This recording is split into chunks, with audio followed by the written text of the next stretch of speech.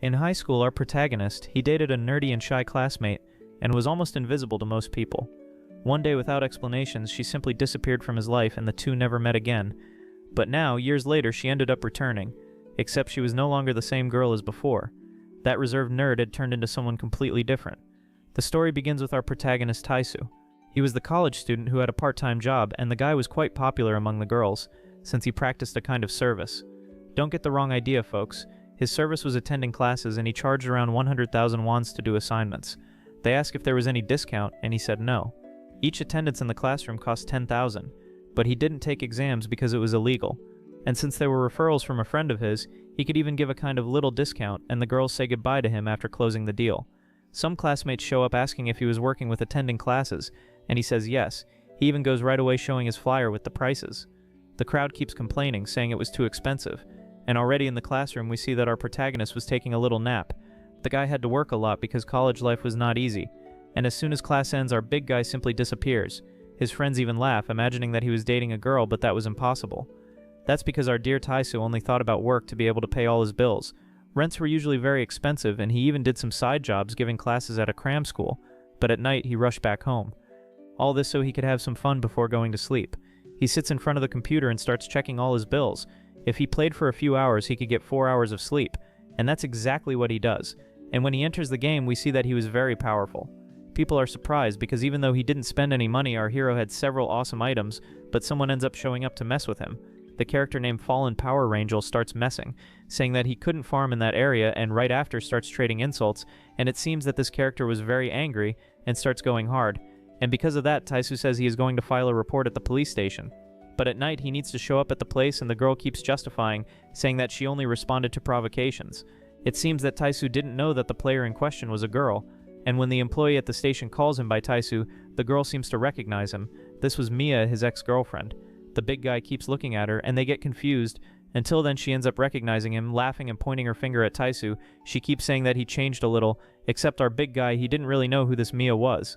And laughing, she said that he used to be very clueless. Hugging the big guy, she tells the policeman that this was her ex-boyfriend. Mia, she was really the ex-girlfriend of our guy back in high school. She was that kind of nerdy and invisible girl who didn't stand out. She sat in the corner of the room and read books all day. And we see that our big guy was bold and scheduled a meeting with her at the library. And waving to the girl, he said that he hopes to see her in that place. She keeps looking a little serious and soon after gives a little laugh. It seemed that Taisu's memories had been erased, especially because the girl simply disappeared from his life. She vanished without leaving a trace, and the last day he had seen the girl, she promised she would return the next morning. He watches Mia leave, and it was happening exactly like it did 5 years ago. The girl was mad because she received a fine for cursing him in the game. And while looking at the beautiful face of his ex-girlfriend, he wonders if he should question her about why she disappeared. But this one didn't even seem to be the same Mia he knew. It was strange for someone to change that much in such a short time, but thinking about it, 5 years is actually a reasonable time. And he even remembers other schoolmates who also changed drastically. If you know someone who changed like that, comment here for us. The high school Mia was a short nerd, but the Mia of today is much taller and cooler. The strange thing is that it seemed like she didn't want to talk to him and even kept making an angry face. Looking back, when turning around, Mia asks why he was following her. And with an angry face, she asks if by chance he was regretting his actions for fining her 100 wands. The girl even has the nerve to say that she had only greeted him and said she was Mia to see if he would remove that fine. This applies to you who keeps cursing your buddy in the online game. If you lived in Korea, you would probably be fined too. The girl is even saying that he was petty for making her pay that fine, that he didn't want to remove the amount. In response, he defends himself, saying that he was just going home and didn't care about her. And in a somewhat arrogant tone, she apologizes for cursing him in the game and asks him to remove that fine. And she even says that he was a lucky guy for being able to farm in that area of hers inside the game. The guy says that he is not going to remove the amount of the fine and that he was nice for giving a discount, since it was supposed to be a much higher amount, and of course she keeps a sulky face. From 100,000 he had lowered it to 10,000, and still she was asking for more discounts. In response, he said that if she kept nagging too much, he was going to raise it back to 100 again. Now with a look, she said that he hadn't changed at all and was still stingy.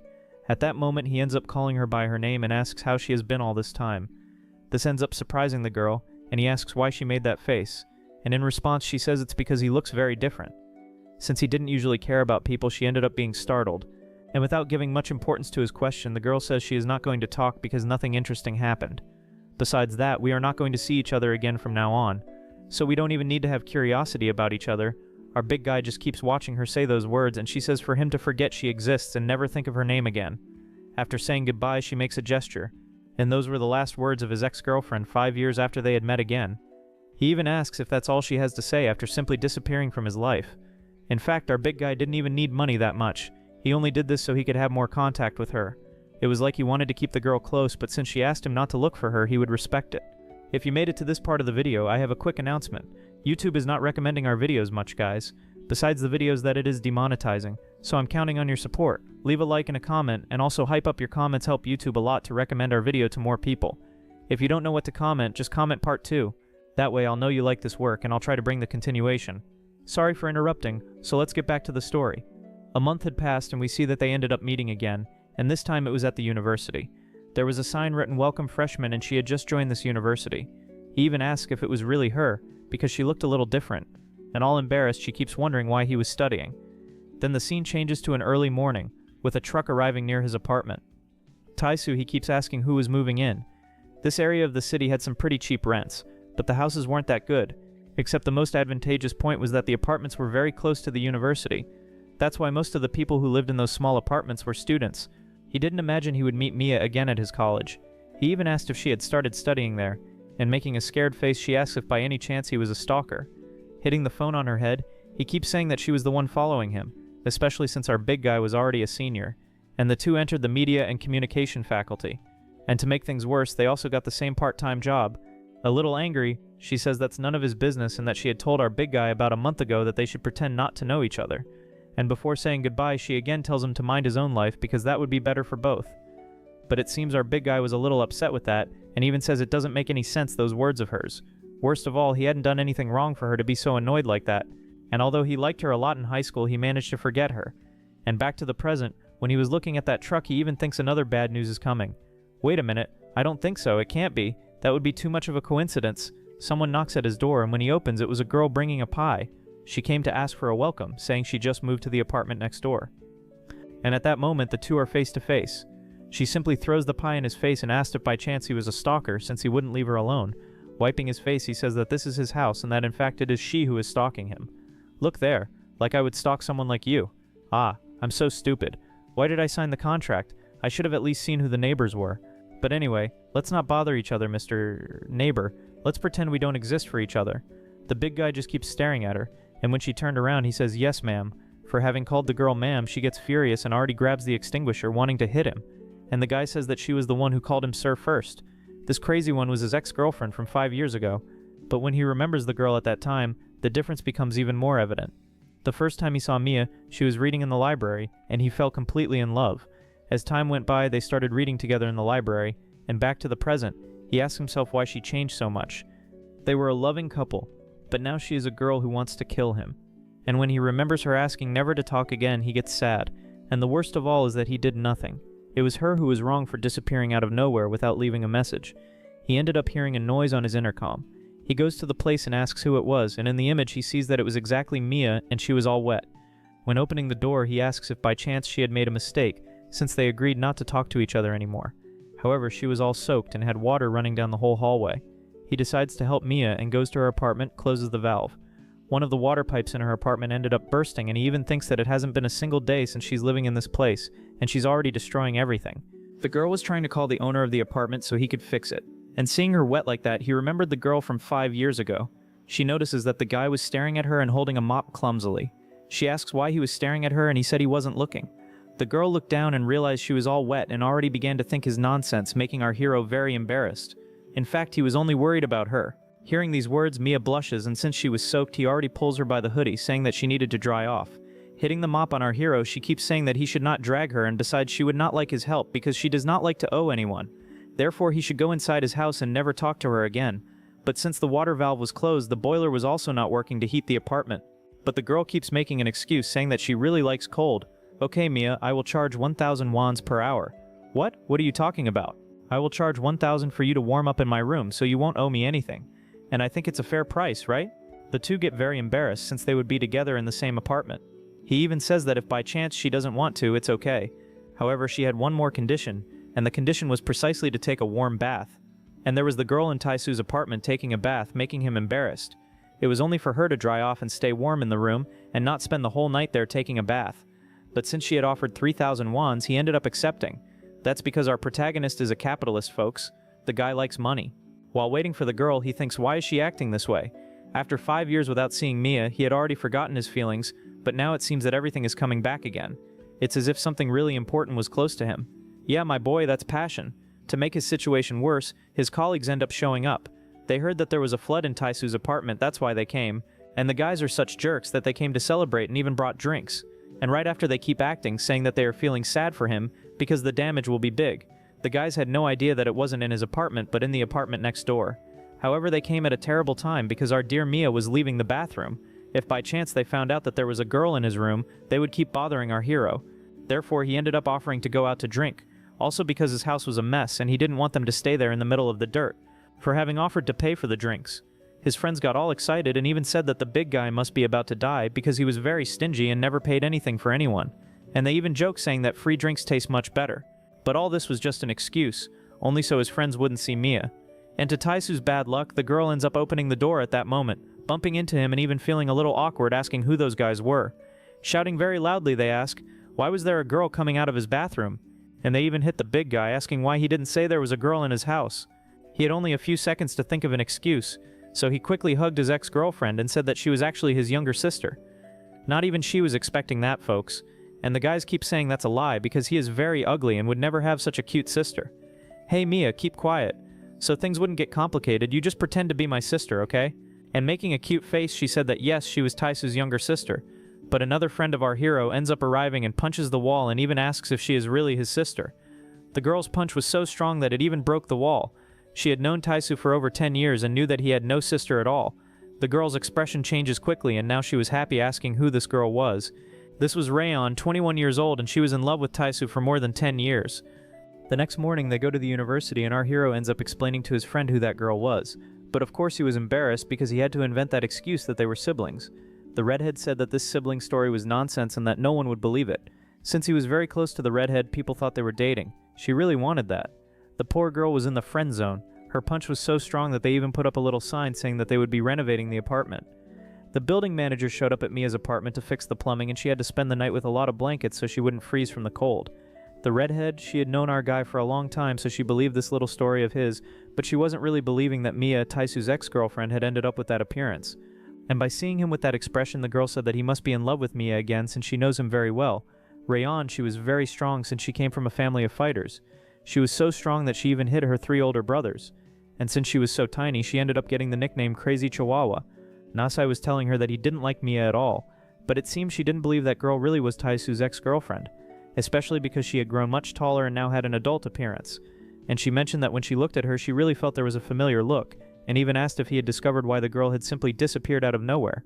At that moment, another girl ended up showing up, making the redhead get startled. This was Songrio, and she seemed to be giving a good morning to the guy.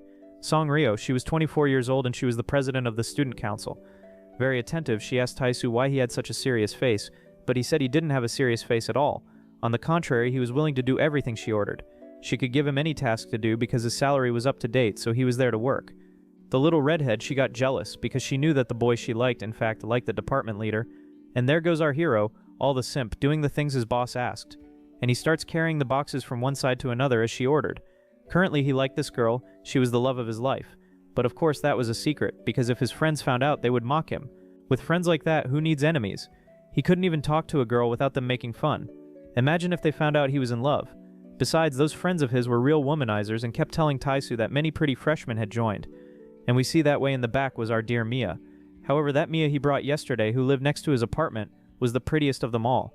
That's right, guys, because Mia goes to university with that nerdy look, so people don't know she's that gorgeous, stylish girl. However, Taisu ends up ignoring his friends and the redhead pulls them back. She looked at those two as if they were bad company, so she got mad saying they had to work. And off they go with a dumb look to do the tasks. After finishing, Songrio congratulates everyone. Since our hero and the redhead were part of the student council, they had to meet her at 7 o'clock, everyone there in room 8. When they were already going to the indicated place, someone ended up calling his name. It was Songrio again, thanking him for helping carry the boxes and even mentioning that she couldn't wait to drink with him at the camp on the weekend. Our hero, he looked like a silly puppet and didn't even know how to react. Later, he goes back to the apartment. Since Mia had returned to his life, he admitted that he ended up getting a little stressed. But now he liked Reo and couldn't lose focus. At that moment, Mia ends up arriving with him carrying some groceries. The guy, he keeps looking at that much food and ended up catching the girl's attention, saying that if she eats that much, she'll end up getting fat.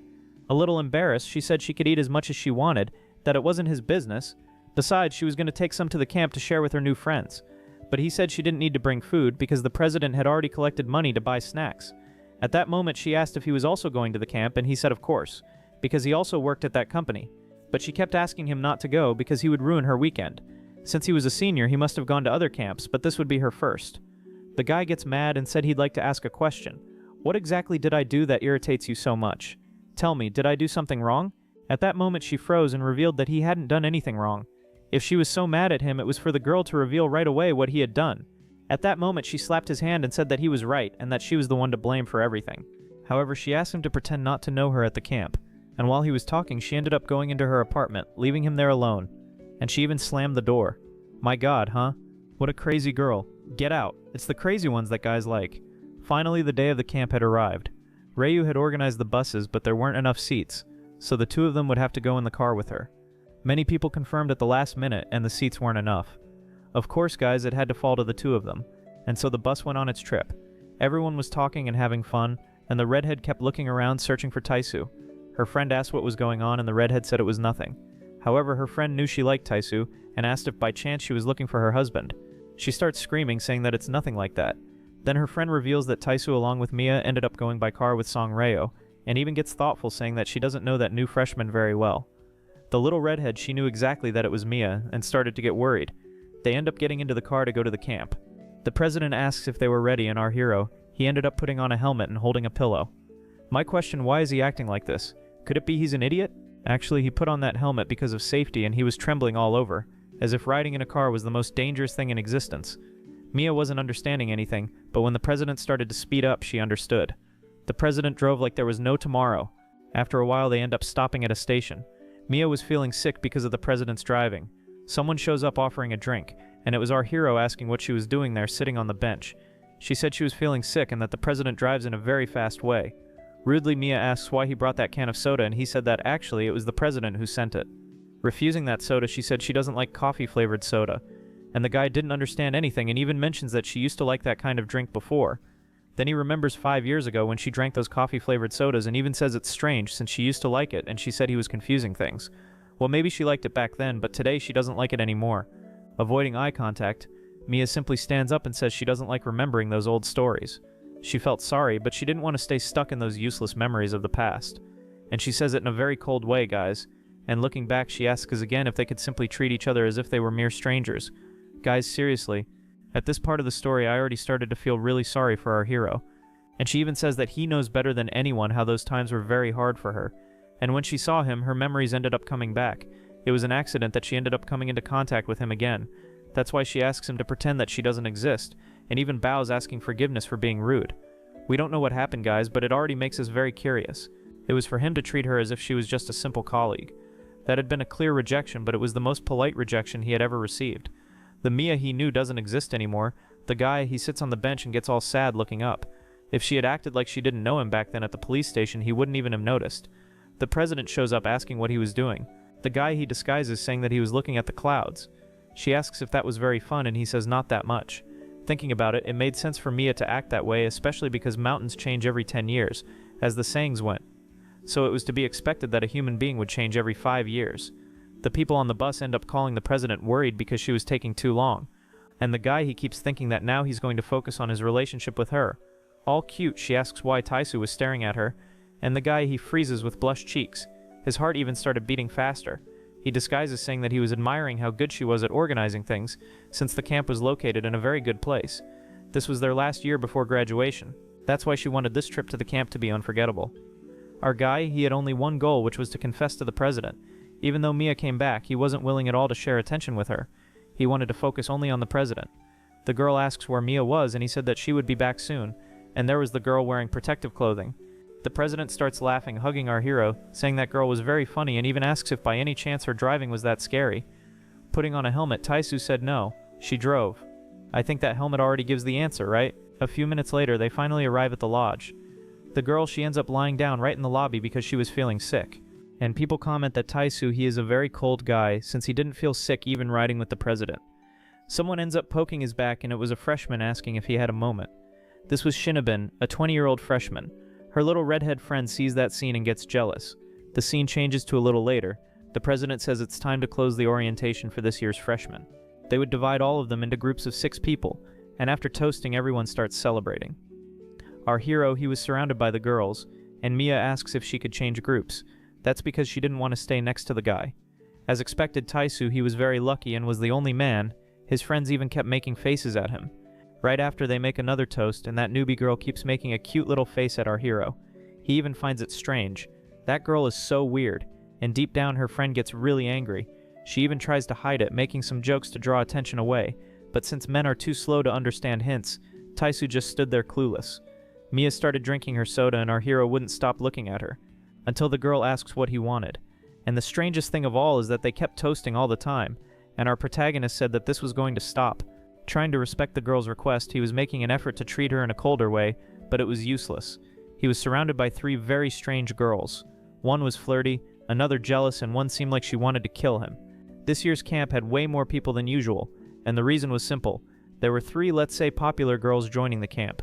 These 3 freshmen, they were influencers and did live streams. One of them had almost 40,000 subscribers. This one with an Addams Family face. She produced podcast content focused on horror themes. And finally, there was Shinobin, who was actually the most famous of them all. She had over 320,000 subscribers, and the other girls kept saying she was really amazing.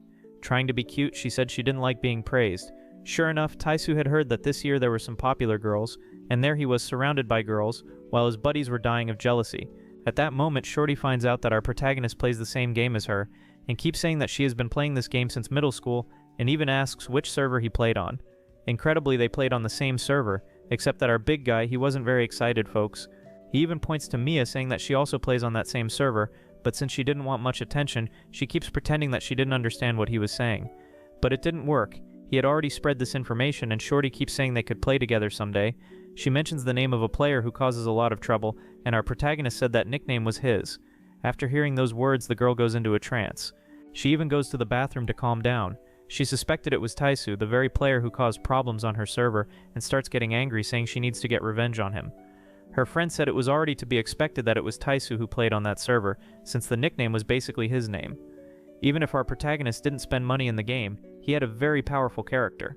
He was leader of a clan, and our hero kept farming right in her region, and after long days waiting for the boss to show up so they could defeat it, Taisu went there and defeated it alone.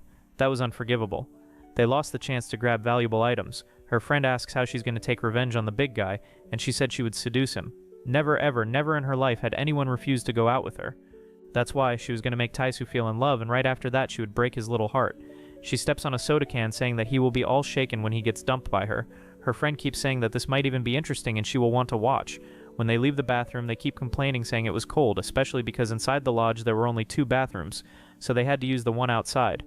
But unexpectedly, she ends up bumping into something, and when she looks up, it was 3 huge guys. They kept saying she was really cute, and of course she got scared to death. That friend with a corpse-like face runs off and starts calling for the president, saying her friend needs help. Shinobin, she was surrounded by men, and when they get there, they realize the girl was in trouble, especially because all of them had gathered to ask for autographs, since they knew her because of the live streams. All that fuss ended up breaking apart, and they got embarrassed. Right after, other boys showed up saying that there was a very famous streamer outside the lodge, and they all started gathering to take pictures. When our hero was already leaving, he ends up being pulled by the shirt, and it was Mia asking him to wait for a bit. She said there was a serious problem in the girls' dorm, and he ends up following her. When he arrives there, she said he had to pay attention. My God, what does this girl want this time? She points to a power outlet under the bed. She said that it was a camera, but she said it with a text message on her phone so that the recordings wouldn't catch her exposing this matter. Hidden cameras in rooms were very serious issues, and he even had to hold his mouth to avoid saying anything. Outside, he asks how she found out, especially because it was a very well-disguised camera, and you would need to be an expert to discover that thing. In response, Mia said she had seen something similar before, but that didn't matter. They needed to solve that. It seems she got a little nervous when he asked how she knew, and trying to shift the focus, he questions how they are going to solve it. She says the most important thing of all is to figure out why that camera was placed there, and when she says that, our hero remembers her very well in the past. She was a very lively girl, but also very shy.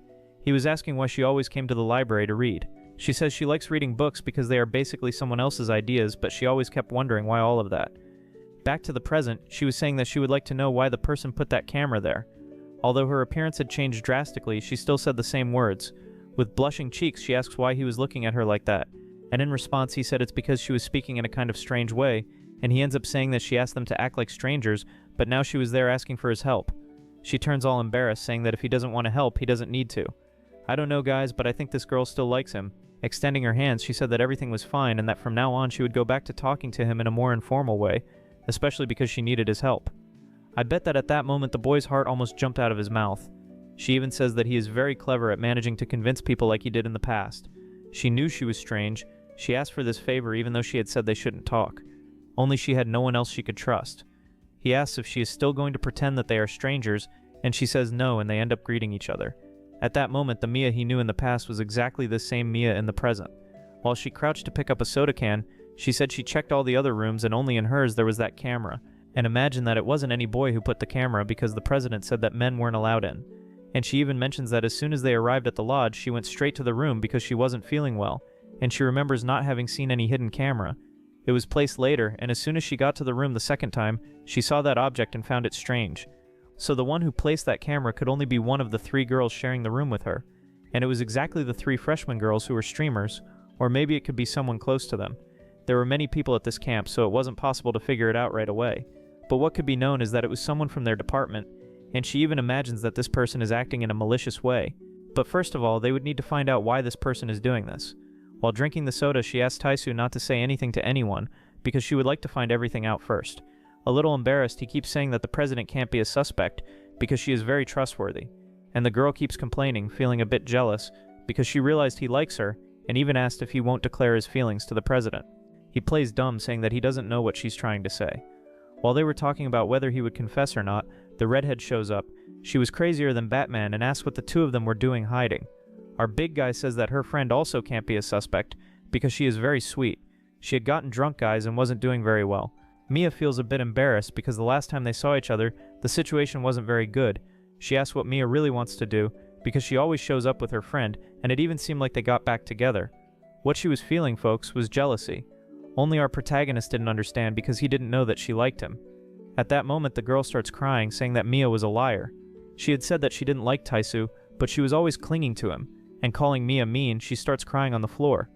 Later, our hero ended up taking the girl to her room, and before saying goodbye, the girl asked Taisu not to tell anyone about the camera. So finally, we reached the next morning. There was a big fight going on in the kitchen, and they were saying they found the suspect. The Chanel girl keeps pointing at Mia, saying that she saw her. It was this girl who was secretly spying on her room and pointing her finger in Mia's face. Kept saying it was her who installed a spy camera. The president shows up telling everyone to calm down, not to make threats, and even asks, "What is this story about a camera?" The redhead takes advantage of the situation and quickly clings to Taisu and even asks him if he knows anything about spying, but keeps saying that Mia would never do something like that. Touching her friend's shoulder, she says for her not to worry because Mia didn't do this. This is quite unexpected.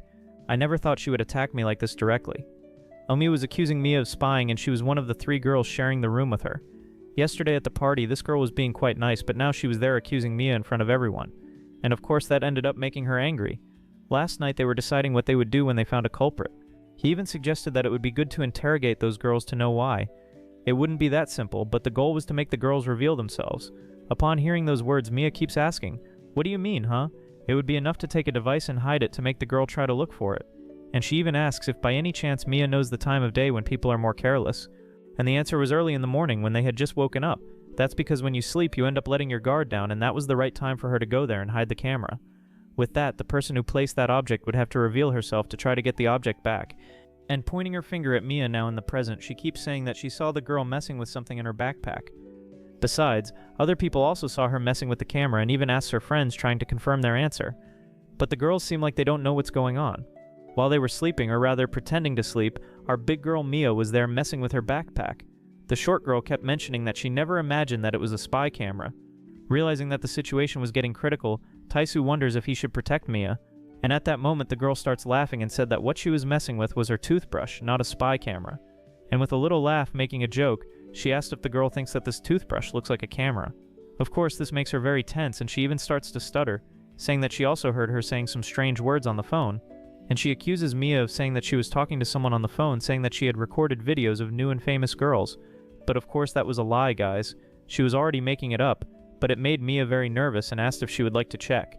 She hands her cell phone to the girl saying that she could search the calls, and if by chance she recorded anything, she could go into her gallery and check everything. And she also invited the people who were around to check her cell phone. That made the little one there very angry. It was as if she was trapped in a mess, and with a serious look she asked if the girl still doubted her. It seems that the spell had turned against the sorcerer, and to put even more pressure on the girl, she takes out all the items that were inside her backpack. Her belongings spread all over the floor, and making a crazy face, she asks if now the girl is satisfied. That was all she had with her, and she didn't have any spy camera. The students started commenting that this newbie was a liar. At that moment, Taisu realized that she had gotten herself into trouble. Honestly, he had thought that it would be more difficult to find that girl, but since there were only 3 left, who were the roommates, it became easier. Taisu even comments that she risked too much by placing that item. Hidden cameras in rooms could be used for evil things. So their strategy was simply to hide this camera to make that girl there have to look for it. And since he had hidden the camera, he never wanted to find that camera along with Mia. His original plan was simply to wait for the person to give themselves away, as exactly happened. But he didn't imagine that the person would do that in the middle of other people. Mia had been very angry because she was accused in front of everyone and the girl didn't even know what to say. But the girl pointed her finger and said that there were other places that they hadn't checked yet, and asked the people to check her body. She could very well have hidden that camera. Are you serious that you want us to get to this level? Fine, then let's prove this once and for all.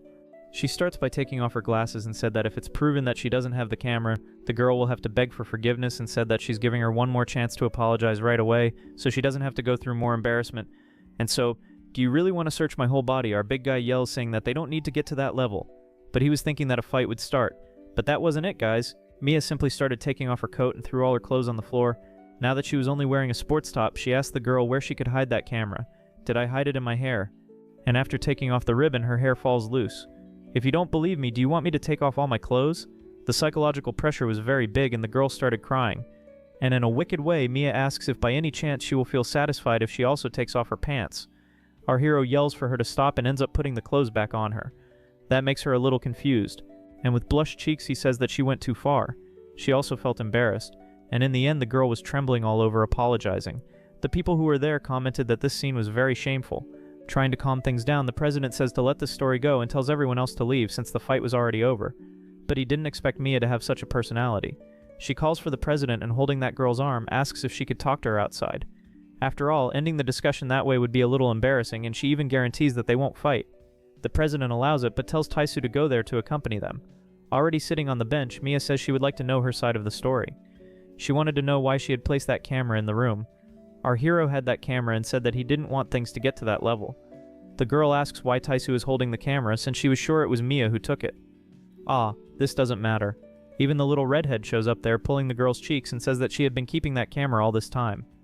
That was nothing more than a trap, all to make her fall right in. They handed that camera to the redhead and said it was for Rayon to hide it. Our hero even admits that this plan worked very well, and as soon as she saw that the camera was no longer in place, she immediately assumed it was Mia. Basically, they forced the girl to give herself away. Besides, when the 3 girls left the room, it was only her and the short girl who kept looking at that outlet. Another thing that helped them be sure it was her was the memory card. In there saved the recording of when she placed the camera and also saw the images of some travel bags. And it seemed that this camera was always pointed at the bags. Crying a lot, she says that she will tell the whole truth. She said that recently in her travels, people have been messing with her bags and stealing her belongings. That's why she decided to put a spy camera right next to her suitcases. The girl's goal was not to spy on anyone, but to find out who was messing with her things. That's why she bought this spy camera. She never imagined it would cause such chaos and even keeps apologizing, saying that she didn't want to cause any trouble for Mia. Our hero wonders how Mia figured out that device was a hidden camera, and even thinks that she must have gone through some very heavy things. In a serious tone, she said she believes the girl and she didn't need to keep crying. People give a strange look and she asks why everyone is like that. They never imagined Mia would forgive the girl so easily, and she stays there crying, feeling guilty, saying that she embarrassed Mia in front of everyone. At that moment, Mia realized that she was the one coming off badly in the story, and even told everyone that she just wanted to find out why she had installed the cameras, and it wasn't for them to keep judging her since the girl was crying. After all, she didn't want the atmosphere there in the department to get bad. She even believed in that story about the suitcases, but if by chance she is lying, she will suffer the consequences. The girl keeps crying, saying that this was not a lie, and Ranyan asks Taisu if that is the same Mia she knew. And our hero keeps thinking that not even he was recognizing her. The scene goes back to last night with the girl thanking our hero. She was thanking him for making himself available to help her. Even though she was rude and harsh, he was very kind and decided to help her with this problem, and even admits that she had misinterpreted him. Back to the present, he keeps looking back at Mia. He really imagined that in this camp there would be many problems, but they respected Mia's wish and didn't tell anyone that that girl was the actual culprit. And she ended up making the camera available to them, and our hero kept the memory card. And when they got back to the inn, they told a made-up story to the other girls, and Youngi's friends went there to apologize to Mia, since they helped in that plan. But Mia says that it's alright, it's as if she had gotten a problem off her back. After everyone went inside, our protagonist asked if she was really okay. She said yes and asked why he was saying that. It's because everyone had seen her wearing only a top and that situation was a little embarrassing, and he even comments that the other people were shocked that she had done that in front of everyone. She was embarrassed and said that she is not that type of girl. What? What do you mean that type of girl? She gets extremely embarrassed and said again that she is not the type of girl who takes off her clothes in front of others. She only did that because she was very nervous and leaves stomping her feet on the ground. But they could have solved this problem in another way, and she even says that if by chance that girl still kept accusing her, it was simply to go there and call the police. And then she gives a cute little smile and thanks him for everything. She still says that she will just graduate and move to another city. She doesn't want to keep having problems there in that place because it brought bad memories, and the big guy wonders why she is saying this now. She said that she solved this problem with the camera girl, and also the problem with Taisu, and imagines that there is nothing else left to disturb her peace. Yeah, my girl, I'm sorry to say this, but you are very mistaken. Several people showed up around her, and they were those boys from the track and field club. They were delighted, saying that she was very cute, and even kept saying that she is a woman of attitude, since she had made that whole scene there in the inn hall. Our hero's friends ask if by any chance that Mia was not his sister. She realized that she was without glasses and with her hair down. In other words, she didn't look like a nerd, and that's why she started to gain so much popularity. It may not seem like it, guys, but she is a little shy and got all embarrassed. But in the afternoon they had a lot of fun, and she ended up drinking more than she should and got her face all painted. The scene changes to a little later at night. That girl, she apologizes for having ruined the mood at the camp. And climbing on the table, MC says that now she is going to cheer everyone up to make up for it. The president feels relieved because everything ended very well. Our dear Mia, she wasn't catching the attention only of the boys, but also of the girls. And he realized that she was feeling uncomfortable. Wait a second, I'm caring too much about Mia. I was supposed to stay focused on the president. At that moment, some people asked the president to get more drinks since they had run out. But she wasn't feeling very well since she had already drunk a lot and asks our dear Taisu to go buy it at the little market. He gets a little annoyed because he wanted to spend more time with her but ended up having to waste time going there to buy drinks. He was going to call his friends, but they were also completely drunk and even his workmates were kind of messed up. He was going to turn to the little redhead, but she too, guys, was even passed out. It seemed like he was the only sober one in that place. Giving a little laugh, he realizes that he will have to go alone. He never imagined that the people would be able to have fun at night after that whole fight in the morning. And when he gets outside, he wonders why Mia was acting weird. It had been 5 years since he last saw his ex-girlfriend, and when she returned, she had completely changed. He never imagined she could act in such a cold and calculating way, and he even imagines that she must have gone through many dangerous things to have changed her personality so drastically. At that moment, he got a huge scare, since the girl was outside looking at the moon and feeling the breeze. He asks what she was doing out there, and the girl gets startled and even runs away, saying that she didn't know he was there. But then he ended up hearing the noise of her falling on the ground. Like a good knight, he goes there to ask if she was okay. And the girl, she was all shy with blushing cheeks. Then she keeps asking him to pretend he didn't see her. He says he wasn't even looking for her. Then she explains that she ended up running away from the girls because they were pestering her. That's why she asked our hero to pretend he hadn't seen her. They comment that the people from the department are showing a lot of interest in her, since she is cool. And although she didn't like all that attention, she comments that those people are very kind. When she arrived at the inn, the girl comments that she was afraid of not making friends, but was surprised because everyone treated her very well. Looking at a beautiful view, our dear Taisu said that it reminded him a lot of an area where they used to go in high school. He never imagined that after those 5 years he would have the chance to talk to her again. Then he remembers the moments he spent with her reading some books. They used to sit on some benches in the square and stay close together. He even remembers one time she cried because of the death of a book character, and even comments that her snot and tears stained his pants. Those memories were alive in his mind, and the girl said that Taisu had also changed. She helps him by going to the little market to buy drinks, and the guy says that he had changed a lot just like her. After all, they were no longer kids. The guy wanted to continue having a friendship with her, since they would keep seeing each other at college, but if she wanted, he could very well ignore her. In a serious way, she said she wanted to keep a certain distance. I don't know, guys. Something very serious must have happened for her to be acting this way. If anyone has a theory, comment it for us. She even apologizes for being harsh and even asks if he remembers what she said when she met him there at college. She had said that each one should follow their own life because that would be better for both. Our big guy, he keeps thinking about those words. She even admits saying that he didn't do anything wrong and the fault was entirely hers. And even if she wanted to continue being complete strangers to each other, it seemed that destiny always brought them together. And that's how it happened in that police station or even at school. No matter how much she wanted to distance herself, destiny always put them close to each other. Then the girl turns all cute and apologizes to Taisu. Something that happened 5 years ago was very painful for her, and she didn't want to talk about it. Of course, if he insisted a lot she could tell, but after she graduated she would move away and never see him again. She won't be near him for long and even comments that she can't wait to graduate and move far away. Our big guy, he doesn't say anything, just stays there watching. He knew that if he dug too deep into her past he could end up making things even worse, and not only ruin the relationship between them but also her mental state. It was as if he were reopening old wounds. The guy still felt something for her and kept imagining that if he forced too much contact with the girl, she could simply disappear, just like she did 5 years ago. When he was about to touch Mia's shoulder, the president appears telling him to bring the drinks already. She even jokes saying that the boys are going crazy and Mia already runs off to take the beer. He was very curious to know what happened to her, but he even imagines it might be painful for her to tell. That's why he decides to let it go. After all, today wasn't the only day he would talk to her. He could do that later. And so the weekend at the camp had ended, and when they were going back home, the president ended up breaking the car. He went out to help but ended up tripping. He got very close to her face. Our protagonist was being flirty, guys, and I don't know, it seems that the president also likes him because she got all embarrassed. Inside the car, Mia gives a cough and yells for them to go already because she wants to go home. And even the little redhead who was there in the car, she gets sulky saying that they should stop with the romance. Her jealous aura was so strong that it was even coming out of the car. Mia keeps saying that she would have preferred to leave by bus because she would have already gotten home. The little redhead keeps saying that Mia didn't even miss the bus by accident and keeps hinting that she was late, only to go home by car. The girl gets a little embarrassed and asks why she is saying that. The little redhead says it's because she has feelings for Teos. That's why she pretended to be late only to go by car. And besides, since she was Teos' ex-girlfriend, she probably still has feelings for him. Mia keeps saying that the little redhead is very cute and already starts hugging Rayon, saying that she is very adorable, and ends up saying that she has no feelings for Teos and had already figured out that the little redhead liked him. And if by chance the little girl wanted, she could help her be with the boy. After all, it had been more than 5 years since they last saw each other, so she had already lost all interest. And she even says that the relationship she had with Teos was something fleeting from high school that meant nothing to her. It seems that Rayon does not really believe in that, guys. And then Mia offers help again so that the redhead can be with Teos. After all, she has been in love with him for a long time. The girl, she is shocked to hear those words, but the brunette said it was obvious that the redhead liked him. Besides, everyone already knew. It seemed that Teos was the only dumb one who did not suspect it.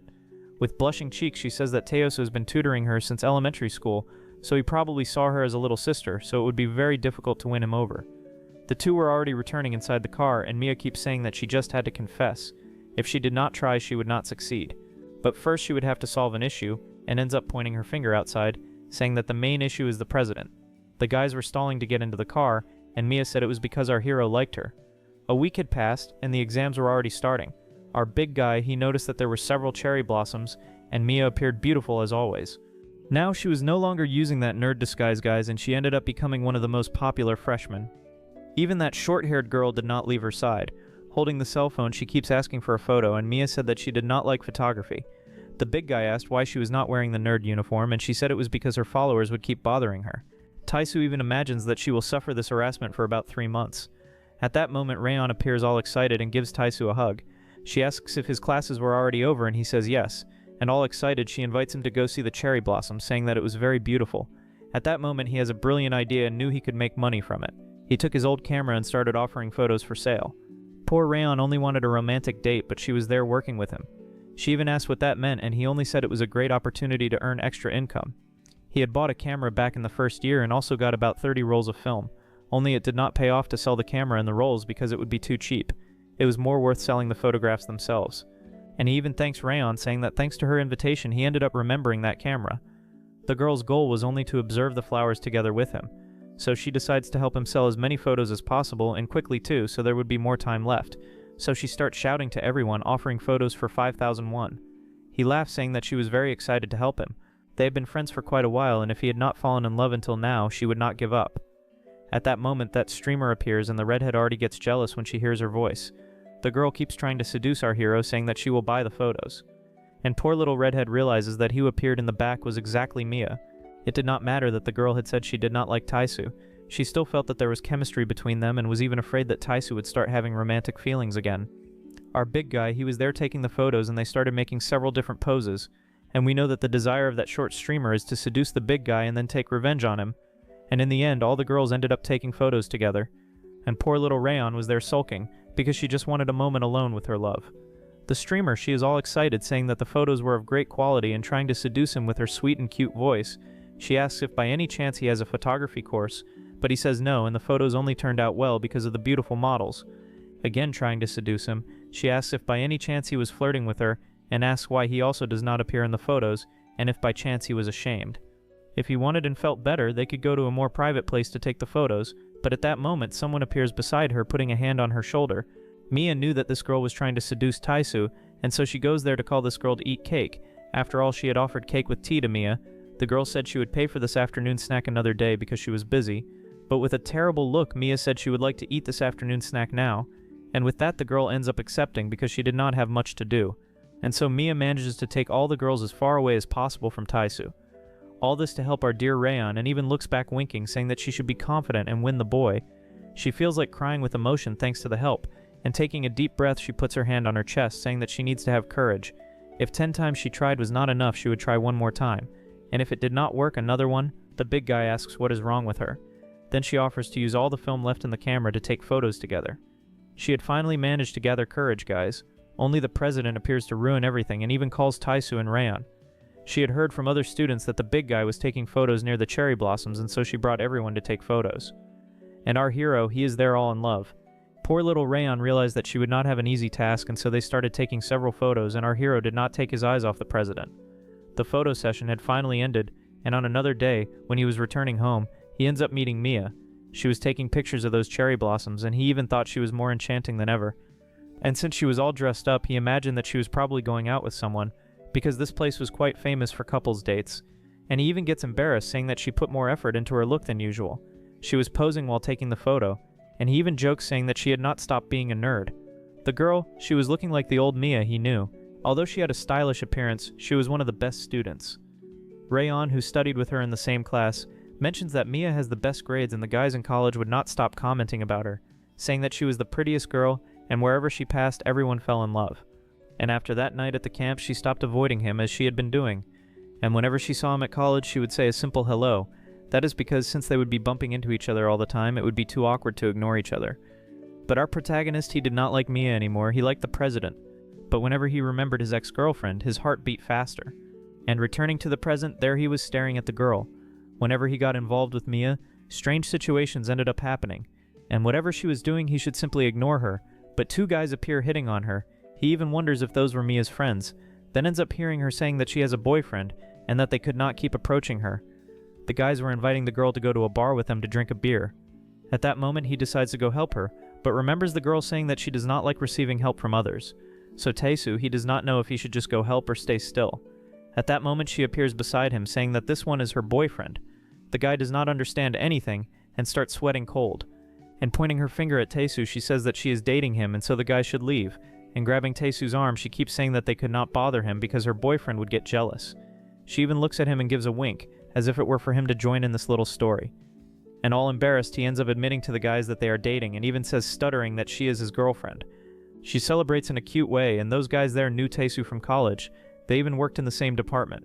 And they all get excited, saying that they did not know that Taisu is dating. At that moment, the short-haired girl ends up passing by and hears all this conversation. Seeing that scene, she wonders if they were really going out together. The blonde guy already takes out a cell phone and starts taking a photo of them, saying that since they are a couple, they should take romantic photos. Mia realized that lies have short legs and even started to get into trouble. But our hero whispers there beside her, saying that those guys are just romantic and like to see couples. And hugging her, he said that she should join in this little story so they could be at peace.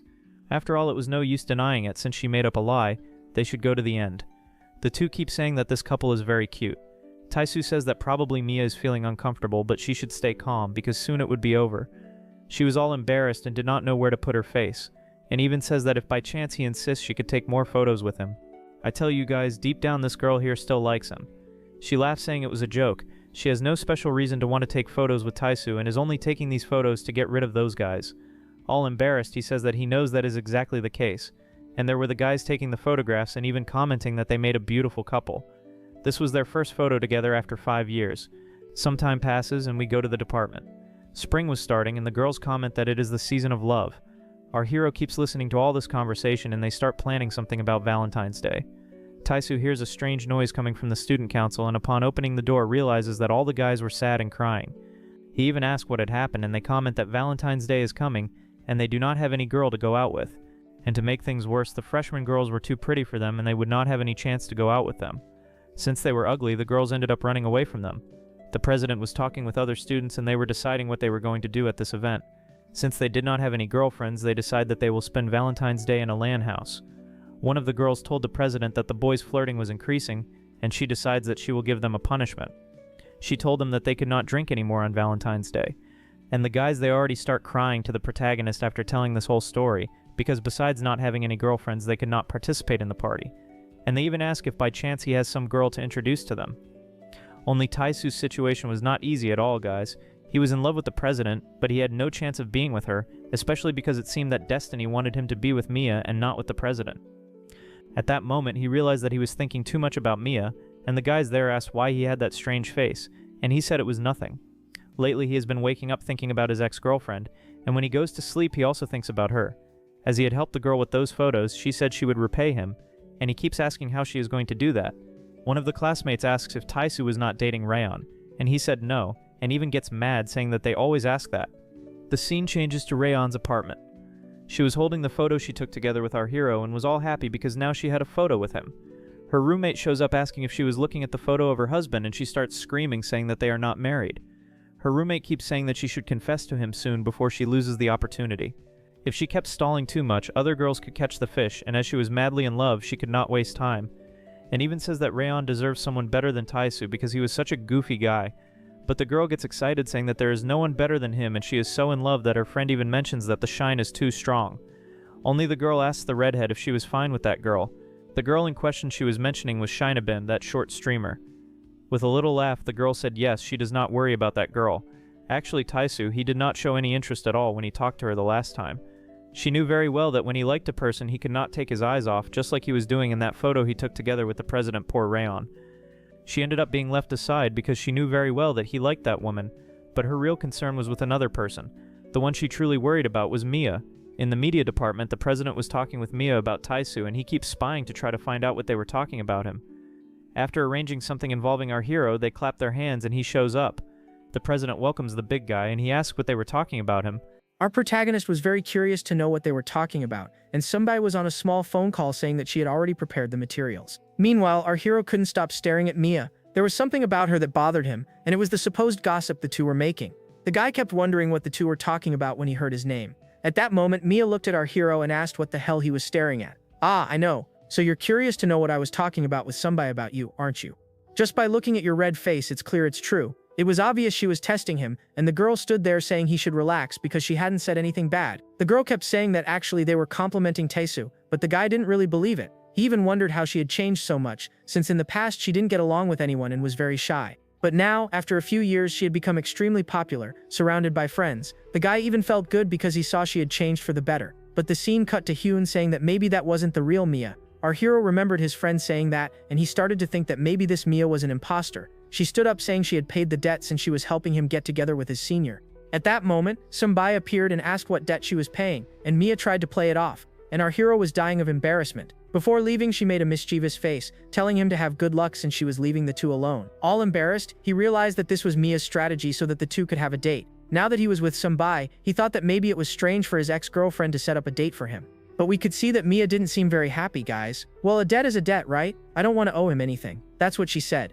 Back in the department room, our hero kept staring at the blonde. I don't know if I like that girl very much, guys. I think I still prefer Mia. And at that moment, the boy started thinking about it. With blushing cheeks, he thought that maybe this was his chance to make a love confession. It could be perfect if it happened naturally, but he kept saying that he didn't want things to turn out that way, kind of forced.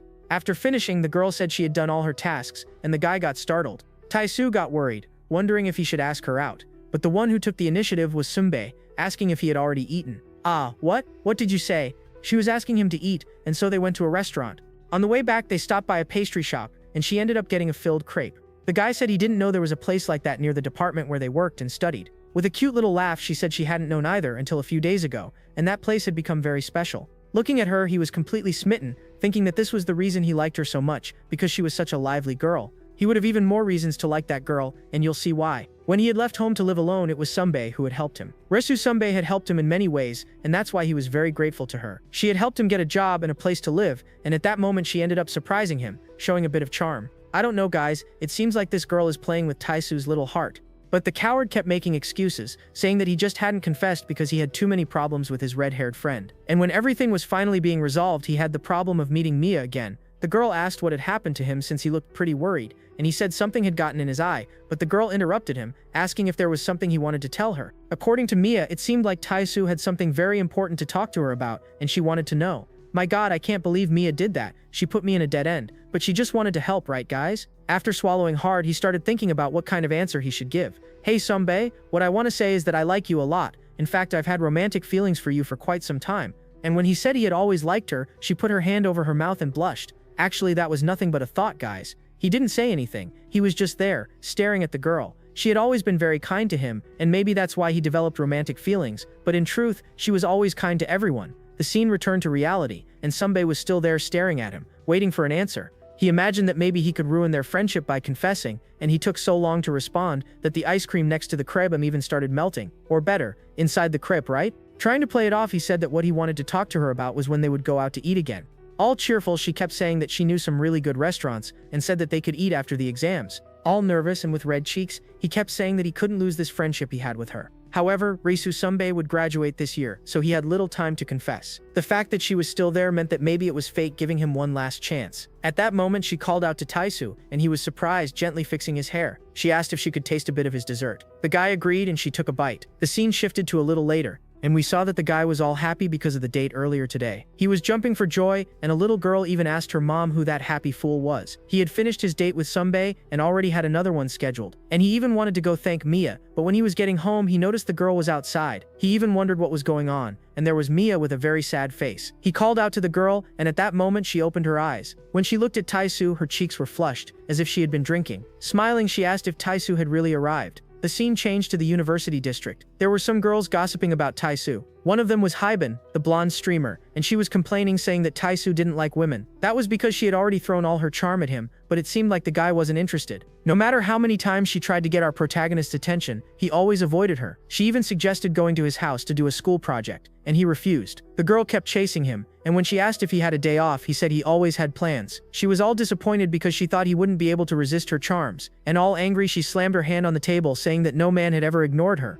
And with tears in her eyes, she said she had never been treated like that, and that there must be something wrong with him. No girl, it's because he's really in love with another girl. One of her friends said that Taisu was very handsome, but he had a flawed personality. The girls kept saying that he was probably in love with Mia, but the redhead said that didn't make sense. He was supposed to like her, since she was much prettier than that so-called Mia. However, she kept saying that there was another girl who was always with him, some Hyben. One of the friends corrected her, saying that actually her name was Hyben, the girl who hung out with him, and so they started spreading gossip, saying it looked like he was dating, and we already know where that kind of gossip leads, right? Later, our hero ended up taking Mia home. He laid her in bed since the girl seemed to have drunk a lot. She was sleeping all curled up, and he kept wondering what the hell was going on. While staring at Mia, he realized she really was very cute. It was a situation that could easily get out of hand, so he stayed there trying to control himself. Minutes earlier, he had found her at the apartment door. With tears in her eyes, the girl said she couldn't go back into her apartment. She told him she had been watching TV and drinking a lot, but then she noticed there was an insect there, and it was the worst insect of all. It was a flying cockroach, so she ran out of her apartment and locked everything up. And while she was crouched down, she said she would sleep outside anyway, but our hero ended up picking her up and told her to open the door right away because he was going to get the insect out, and that's how he ended up in that situation. After she had calmed down, she fell asleep, and he put the girl in bed. But he kept looking at Mia and realized she was very different from how she was in high school. And looking at her clothes, he noticed that she had also grown, becoming a bit taller. Then he began to remember Hyun's theories, saying that maybe she was an imposter since, in high school, the two were the same height. While he was putting away Mia's clothes, he kept thinking that this sounded kind of like a conspiracy theory. If this one isn't my imposter, what is she trying to do? Why does she seem so anxious for me to date another girl? Last time it was with Hyun. She had kind of forced our hero to have a date with her, and yesterday it actually happened, but with Sunbae. He even wondered if Mia wasn't being too obvious in trying to make him stay as far away from her as possible. But if she truly hated him, it wouldn't make sense for her to act that way. Back on the day of the cherry blossoms, when they went to take pictures, they acted like a real couple, and she even held onto his arm, and on that occasion she asked if he still had feelings for her. The guy shook his head, saying no. He doesn't have feelings for her, what he truly likes is his senior, but he becomes thoughtful, guys. It seems that the feelings from the past are finally starting to bloom in his little heart. He also remembers the day of the camp, when she kept saying that everything would be different if they hadn't met again. But the guy realized that he was still stuck in the past, and even thought that he was the only one with those wrong feelings. He even wondered since when she started pretending that nothing had happened between them. They dated during high school, and he was madly in love with her, but the girl simply disappeared. That definitely wasn't the Mia he used to love so much. The scene flashes back to the two of them making out in the hallway. We can see that they really were a very passionate couple, guys, and since she was short, she had to stand on her tiptoes. He thinks that this Mia he loved so much now exists only in his memories. He goes back to his apartment and runs straight to the shower. The guy was so shaken by all those memories that he got under the water without taking his clothes off. All downcast, he kept telling himself that he had already gotten over everything. From now on, he would act as if she weren't his ex-girlfriend. While thinking about Mia, he kept saying that maybe he was too worried about her, since maybe the girl didn't even think about him. And while drying himself, he said that he should worry more about his senior. Sunbae was the girl he really liked. Every time he saw Sunbae's smile, he got all silly, and she was the only girl who made him stop thinking about cost-benefit, since the guy only used to think about money and neglected relationships. The department colleagues kept saying that Sunbae would never date anyone because she only cared about her studies. She had already refused more than 100 dates, and that's why the guy hesitated to really ask her out. And while remembering Mia, he kept saying that this girl turned his mind upside down, since now he had another problem to deal with. He went back to the apartment to see if she was okay, and since he didn't have to work early the next day, he decided to spend the whole night playing games. He noticed that she was feeling nauseous since she had drunk too much. He got worried, afraid that she might vomit and he'd have to clean everything. Damn, this Mia really gives me a lot of work. He decided to leave her alone there in the room and check on her later to see if she was okay. The girl started lifting her shirt, complaining that it was hot, and when he noticed Mia's belly, he got all embarrassed. That guy is shameless, and he even said that his heart started beating faster. Okay, I've seen her belly plenty of times, but he started trembling nervously since she looked like she was waking up. So he ended up wrapping the girl in a blanket and taking her to another room. He wanted to take her to his place, where there was air conditioning, but on the way someone showed up. Taisu heard Sunbae's voice calling him, and when he looked back, he feared the worst might be happening. It was precisely the girl he liked, seeing him with another woman. At that moment, Mia opened her eyes, and when she realized it, she was in the apartment hallway with Taisu. She asked what was going on, and with tears in his eyes, he asked if she had a good dream. She got startled, and asked why the hell she was in the hallway. And now that she was awake and seemed better, he took the blanket back. He was crying because the girl he loved saw that situation, and he said he should keep his distance from Mia. Opening the door to his apartment, he said he would explain better tomorrow, and after slamming the door shut, he yelled from the other side, saying not to faint in the hallway again. The girl scratched her head, not understanding anything, and all cute, she asked what that was supposed to mean. On the other side of the door, out in the hallway, Mia asked if something bad had happened, and he kept mumbling, saying that when it came to Sunbae, nothing ever worked out. The scene shifted to the next day. The college announcement said that the sports competition season was coming. Everyone was wondering about the new clubs that would be opened, and our guy ended up getting startled since Mia was right in front of him. "Wait a minute, I think you're following me," said Taisu. He joked, saying that she had messed everything up with Sunbae since she fainted in the hallway and he had to help her. But the girl got mad, saying she didn't ask for his help. But that was just a joke, guys. He even told her not to take it so seriously. Then the scene went back to the previous night so we could understand what had happened. She had caught our protagonist in the act with another girl. She explained that her family had made some food, so she decided to bring some to Taisu. She wanted to share the food with him but didn't know he was with Mia. She even made a little face pretending she wasn't jealous, but quickly turned around and apologized for coming without notice, saying that next time she would call in advance. After explaining everything to Mia, he took that goth girl with him to Sunbae's department to explain it all to the blonde. After that, Mia explained to Taisu that she was suffering from insomnia. She hadn't been able to sleep, so she decided to drink to see if she could fall asleep. And she even warned him that this was the first time she had passed out like that and that he shouldn't go around telling people about it. Then the guy remembered her all seductive in bed, and with her cheeks blushing, she said she didn't remember anything. The last memory she had was of the hallway. She vaguely remembered telling him there was an insect in her house. "Wait a minute, so you want me to pretend that I didn't spend the whole night taking care of you because you were drunk?" But she got angry, saying she didn't want him to pretend anything.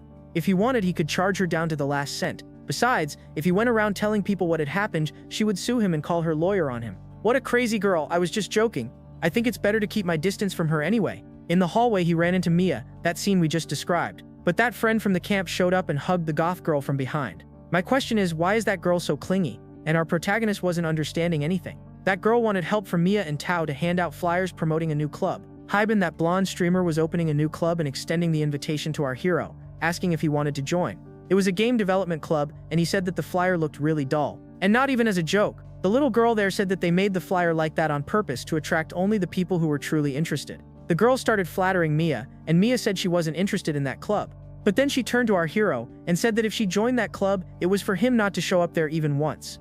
Geez, what a weird girl. It really seems like she hates me. That girl ended up picking a leaf that had fallen into Mia's hair and said that the goth girl was way too careless to be letting dirt get in her hair. Taisu wondered since when those two had become such good friends. And seeing Mia like that, talking to other people, it seemed like she had really matured.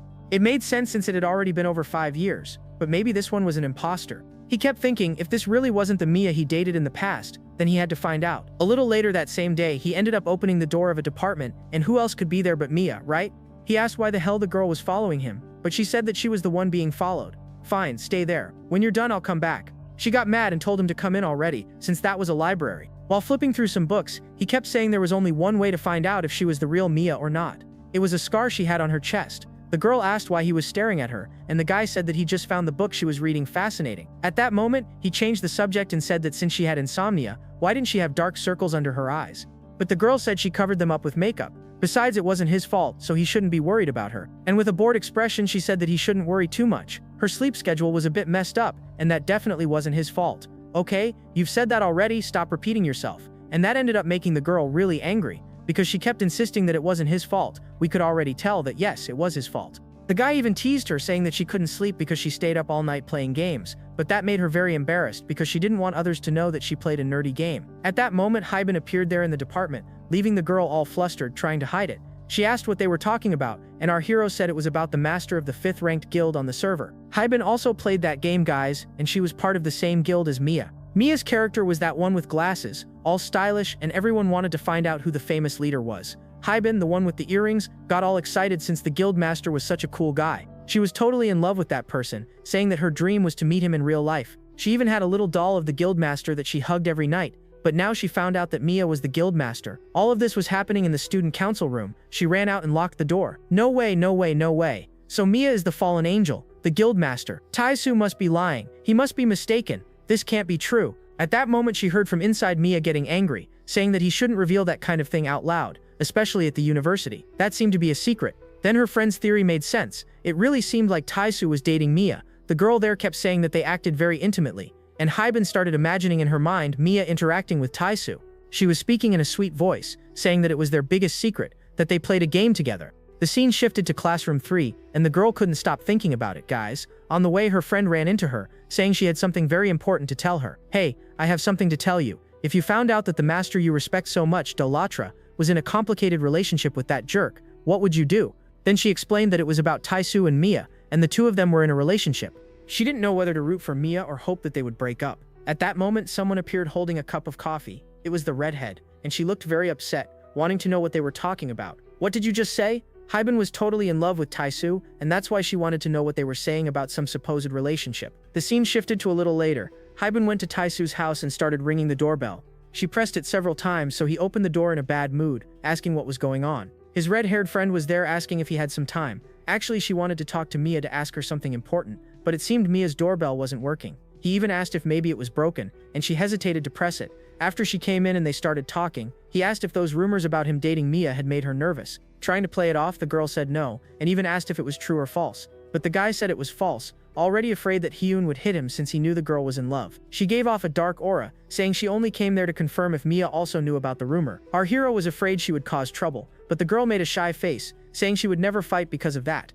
At that moment, the girl asked why he was home since he was supposed to be at work. Then he said that actually he wasn't working today. Since he would be off, the girl confirmed if he really didn't have work. If that was the case, he could go out with her for a walk or do something together. Our guy started coming up with excuses, saying he had some spreadsheets to fill out, and poor Hyun knew very well that he was turning her down. So the girl asked if she could stay there. She wanted to stay in his room while he filled out those spreadsheets. And the guy said it was fine, but deep down she felt a bit humiliated, since she was losing to the other two girls, Mia and Sunbae. Of course, Taisu knew the girl liked him, but since they were childhood friends, he always saw Hyun as that 11-year-old kid. The guy even wondered if he still saw her that way because they had been very close when they were children. In his room, Hyun mentioned that her brothers were visiting her at the end of the month and asked if our hero wanted to go out with them, but without even asking which day, he immediately said that he'd be busy. She got angry, saying that he was just making excuses, and our guy got all embarrassed. She was the youngest among two much older brothers who really loved her. And since he was friends with Hyun, the girl's brothers used to threaten our protagonist, saying he wasn't allowed to date her. And of course he felt intimidated, since both of them were national fighting champions, and even said that if he dated their little sister, they would shave his head. Maybe that's why he didn't have any romantic interest in the girl. And looking at her, the girl had really matured and wasn't that little kid she used to be. And although Hyun had become more mature and pretty, she hadn't changed as drastically as Mia. Wow, he thought, glancing sideways, suspecting that maybe Mia was an imposter. Maybe she could be her twin sister, but his ex-girlfriend had never mentioned having any siblings. Still, the memories and things she talked about matched what he had lived with her in high school, and when he met her for the first time again at the police station, she even remembered his family. But what was strange was that this current Mia didn't like coffee, completely opposite to his ex-girlfriend. Maybe that was why he had strong suspicions. She had drastically changed some things. Even Mia's way of speaking had changed, and every time he remembered that sweet smile of hers, he got nervous, wondering if she really was his ex-girlfriend from the past. Our guy didn't know whether he wanted this to be the real Mia or not. At that moment, Hyun started looking at our protagonist. He was startled since she had caught him off guard. With her face very close to his, she mentioned that he seemed sick since his face was all red. She leaned in and placed her hand on his forehead to see if he had a fever or something like that. She checked her own temperature and realized that she was the one who was hot, probably because it was very warm. Then the girl checked again to see if he was sick or not. Wait, my heart is racing. Even though Hyun was touching him, the only thing he could think about was Mia, and with blushing cheeks he thought that maybe this meant he still liked her. But the redhead noticed that something was strange. She was touching his chest and that made her embarrassed. She even remembered her roommate saying that she should confess to Tae-soo soon because otherwise he would start dating one of the other two girls. Our shy hero called out Rayon's name, and all flustered she repeated his name softly. She even remembered that during the camping trip, Mia had offered to help her get together with Tae-soo. However, the girl told Mia that she didn't need any help. She didn't need Mia to win over our hero's little heart. And there in his room the girl started trembling nervously. While typing to play it off, he asked Rayon what she was doing, but she told him to wait a moment because she was checking if he was okay.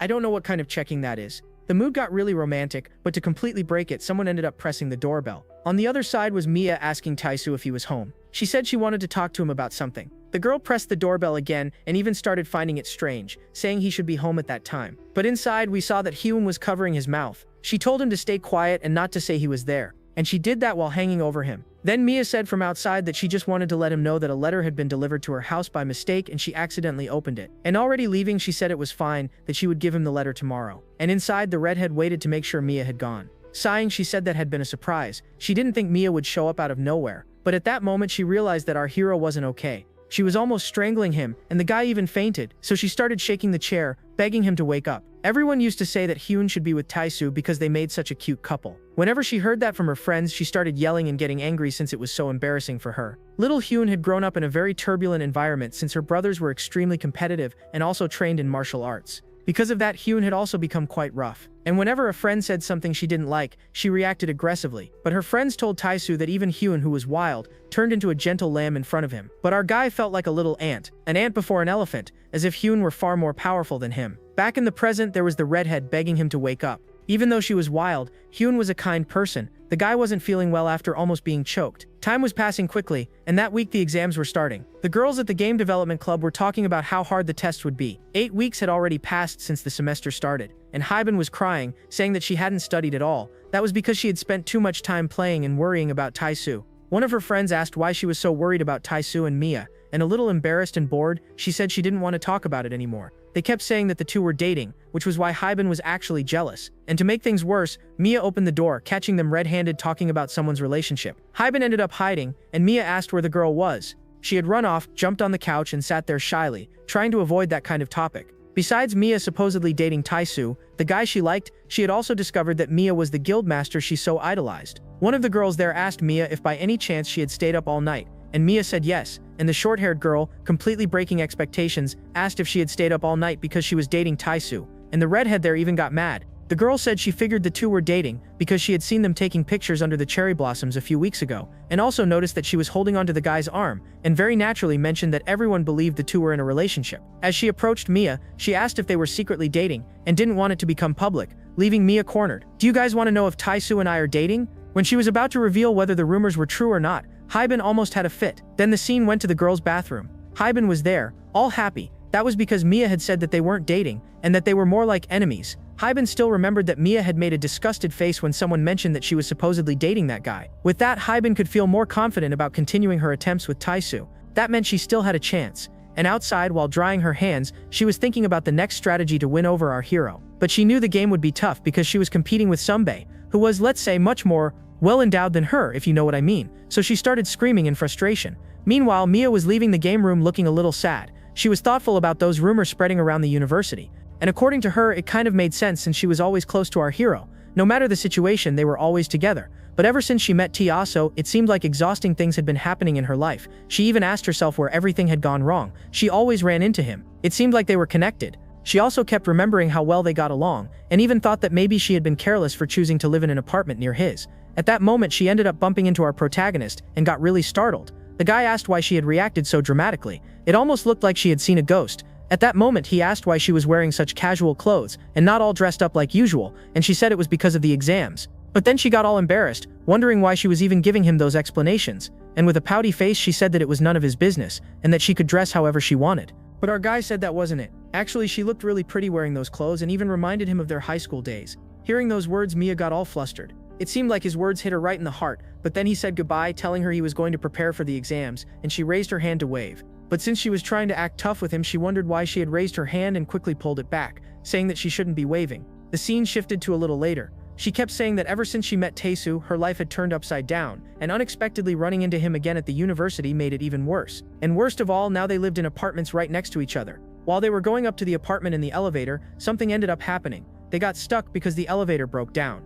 Our guy pressed the emergency button, and when he spoke with the staff, they said they'd send a repair team, but it would take a while. The guy turned to her saying it would take about 20 minutes, and he even asked if she was that worried about being stuck there with him, and he was someone disgusting to her. He even pointed to the security camera, saying that he wouldn't do anything bad to her since they were being watched. She got a bit annoyed, saying that wasn't it and that she knew very well he wouldn't do anything. The reason she was worried was because she was terrified of situations like this. They were scary. She kept saying it felt like one of those horror movies where a ghost could appear at any moment. Jokingly, he asked if she wanted to hear a ghost story, and she started screaming in fear. Ever since she was little, she had been tormented by that kind of movie, so she didn't like anything involving ghosts. Trying to sound brave, Mia said that she didn't believe in that kind of thing, but even so, she felt a sense of unease. At that moment, the lights went out. The girl screamed saying she had seen a ghost, and because of that, she ended up clinging to Taesu. He turned on his phone's flashlight, telling the girl to calm down because it was just a power outage. Her ears were red from nervousness, and he even asked since when she had become so scared. Minutes later, the emergency light came on, and with the girl so close to his body, he said that she'd better calm down or she might get hurt. Trying to reassure her, he said she didn't need to worry because he was there with her. Realizing that the scene was getting very romantic, he stepped back and told her not to get the wrong idea because he was only trying to calm her down. But Mia got annoyed, saying that he didn't need to keep repeating that. She knew that very well, and with a face as red as a pepper, she said he didn't have to repeat obvious things since she knew he was just doing it to protect her. 30 minutes had already passed, and the maintenance team still hadn't arrived. The girl was feeling very cold, so Taesu took off his jacket and handed it to her. She made a bored face as if she didn't like it. "Oh please girl, we know very well that you actually liked it." He asked if she wanted to say something and she said no. Well actually she was just curious about something. The guy wasn't paying much attention to what Mia was saying and just kept playing that game on his phone. He even explained that he had set his character in the game to auto-farm. "Hey Taesu, I said there's something I'd like to ask. Aren't you listening to me?" He said she could ask. Then she questioned why he kept talking about money all the time. The guy thought that was provocation and asked if she wanted to pick a fight, but it wasn't that at all. She knew very well that his family was very wealthy, so it didn't make sense for him to talk about money all the time. It just made him seem stingy and cheap. She remembered that his parents were very strict but also well off. Calmly, he asked why she was questioning his life when she didn't want to talk about her own.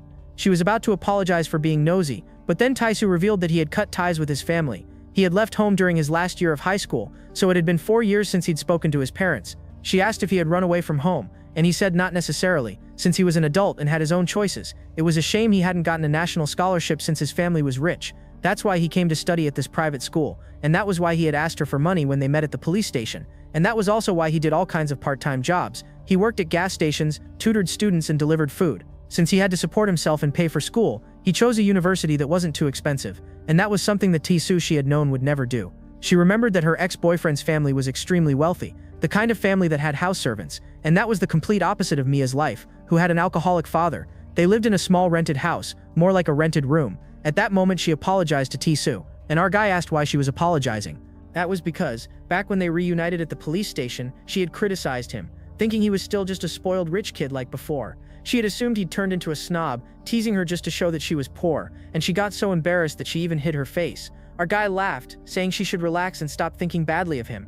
Looking at Taesu, she imagined she had always thought of him as a delicate flower in a greenhouse, but never knew he lived such a hard life, and laughing he admitted that he wanted to spend more time with her. When he saw her at the police station, he had wanted to ask her so many questions, but he felt awkward since he wasn't good with words. He even admitted that he'd been looking for excuses to meet her again so they could talk. And the more she heard him say those kinds of things, the heavier her heart felt. It was as if she were deeply regretting something, and all she wanted was for Taesu not to hold any grudges against her because he was such a kind guy. At that moment, he joked, saying she had changed so much that she almost seemed like a different person, and she got startled hearing that. He kept remembering what she looked like when he met her at the police station, and said that the fact she had changed so much didn't mean something bad. He even joked that Hyewon had mentioned that maybe Mia was a different person, like an imposter. At that moment, he got closer to Mia's face, asking if she was okay since she was so red. The girl screamed and asked why he was so close to her. He mentioned that she seemed sick, and she made an excuse, saying it was just very hot in there. Immediately, the girl stood up and started complaining that almost 40 minutes had already passed, but Taewoo said they'd probably take a while since it was rush hour. Little by little, she started feeling unwell and dizzy. She said it was getting a bit hard to breathe,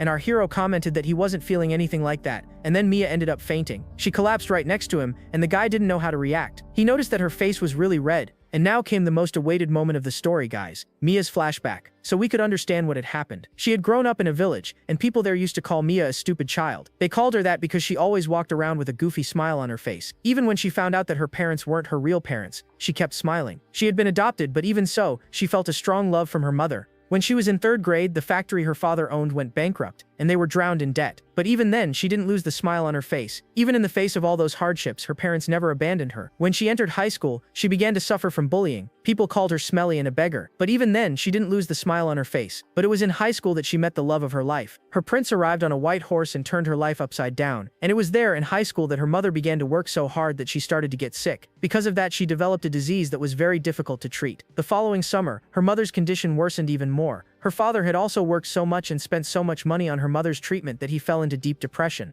Then she discovered that her boyfriend's mother was friends with her own mother. So she went there to talk to Taesu's mother, asking to borrow money to pay for the treatment. That was when Taesu's mother asked the girl never to talk to her son again because she was poor and a bad influence. She said the worst possible things to Mia, telling her that she was ruining her son's bright future and that she would only lend the money if she disappeared from his life. Until that moment, little Mia still smiled. But right after accepting the money, her mother passed away. She couldn't even give her a proper funeral. And right after her mother's death, her father forced Mia to move to his hometown far from where she lived. And that was when Mia understood, the universe doesn't care about me. Maybe it's better to let my prince truly live his life, a worthy life abroad. Mia thought that if she had never existed, maybe her mother wouldn't have worked so hard and died from illness. If she hadn't existed, maybe her father's factory would never have gone bankrupt. If she hadn't existed, maybe her prince on the white horse wouldn't have had his life ruined by her. And from that moment on, Mia couldn't smile anymore. She received several messages from Taesu, but she refused to respond since she believed she was ruining his life. She always ruined the lives of those around her, and that's why she turned off her phone.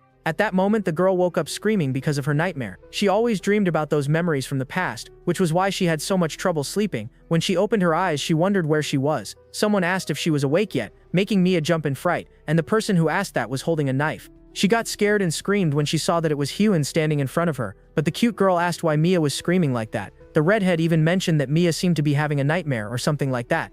Then she explained everything to Mia and said she was making some soup. She had fainted in the elevator, and Taesu had gone to the pharmacy to buy medicine. And she also told her that it was Taesu who had called her to come to Mia's apartment to take care of her. At that moment, Mia looked down and realized she was wearing Taesu's pajamas and immediately started yelling, asking who had changed her clothes. The redhead said that obviously it was her and that Taesu would never do something so disrespectful. Then the soup was ready, and Mia realized it was egg porridge. Giving a thumbs up, she told the girl to try it and said she was sure she wouldn't regret it since she guaranteed it was delicious. Mia wanted to know where Taesu was, and Hyewon asked if she was disappointed that she was the one taking care of her and not the guy. At that moment, she became all shy and embarrassed because it seemed like she wanted Taesu to be the one taking care of her. So she told Hyewon that it wasn't like that. Actually, she was just a little embarrassed for causing them trouble, but the redhead said she didn't mind and that she was doing all this for Taesu because she liked him. It had nothing to do with Mia.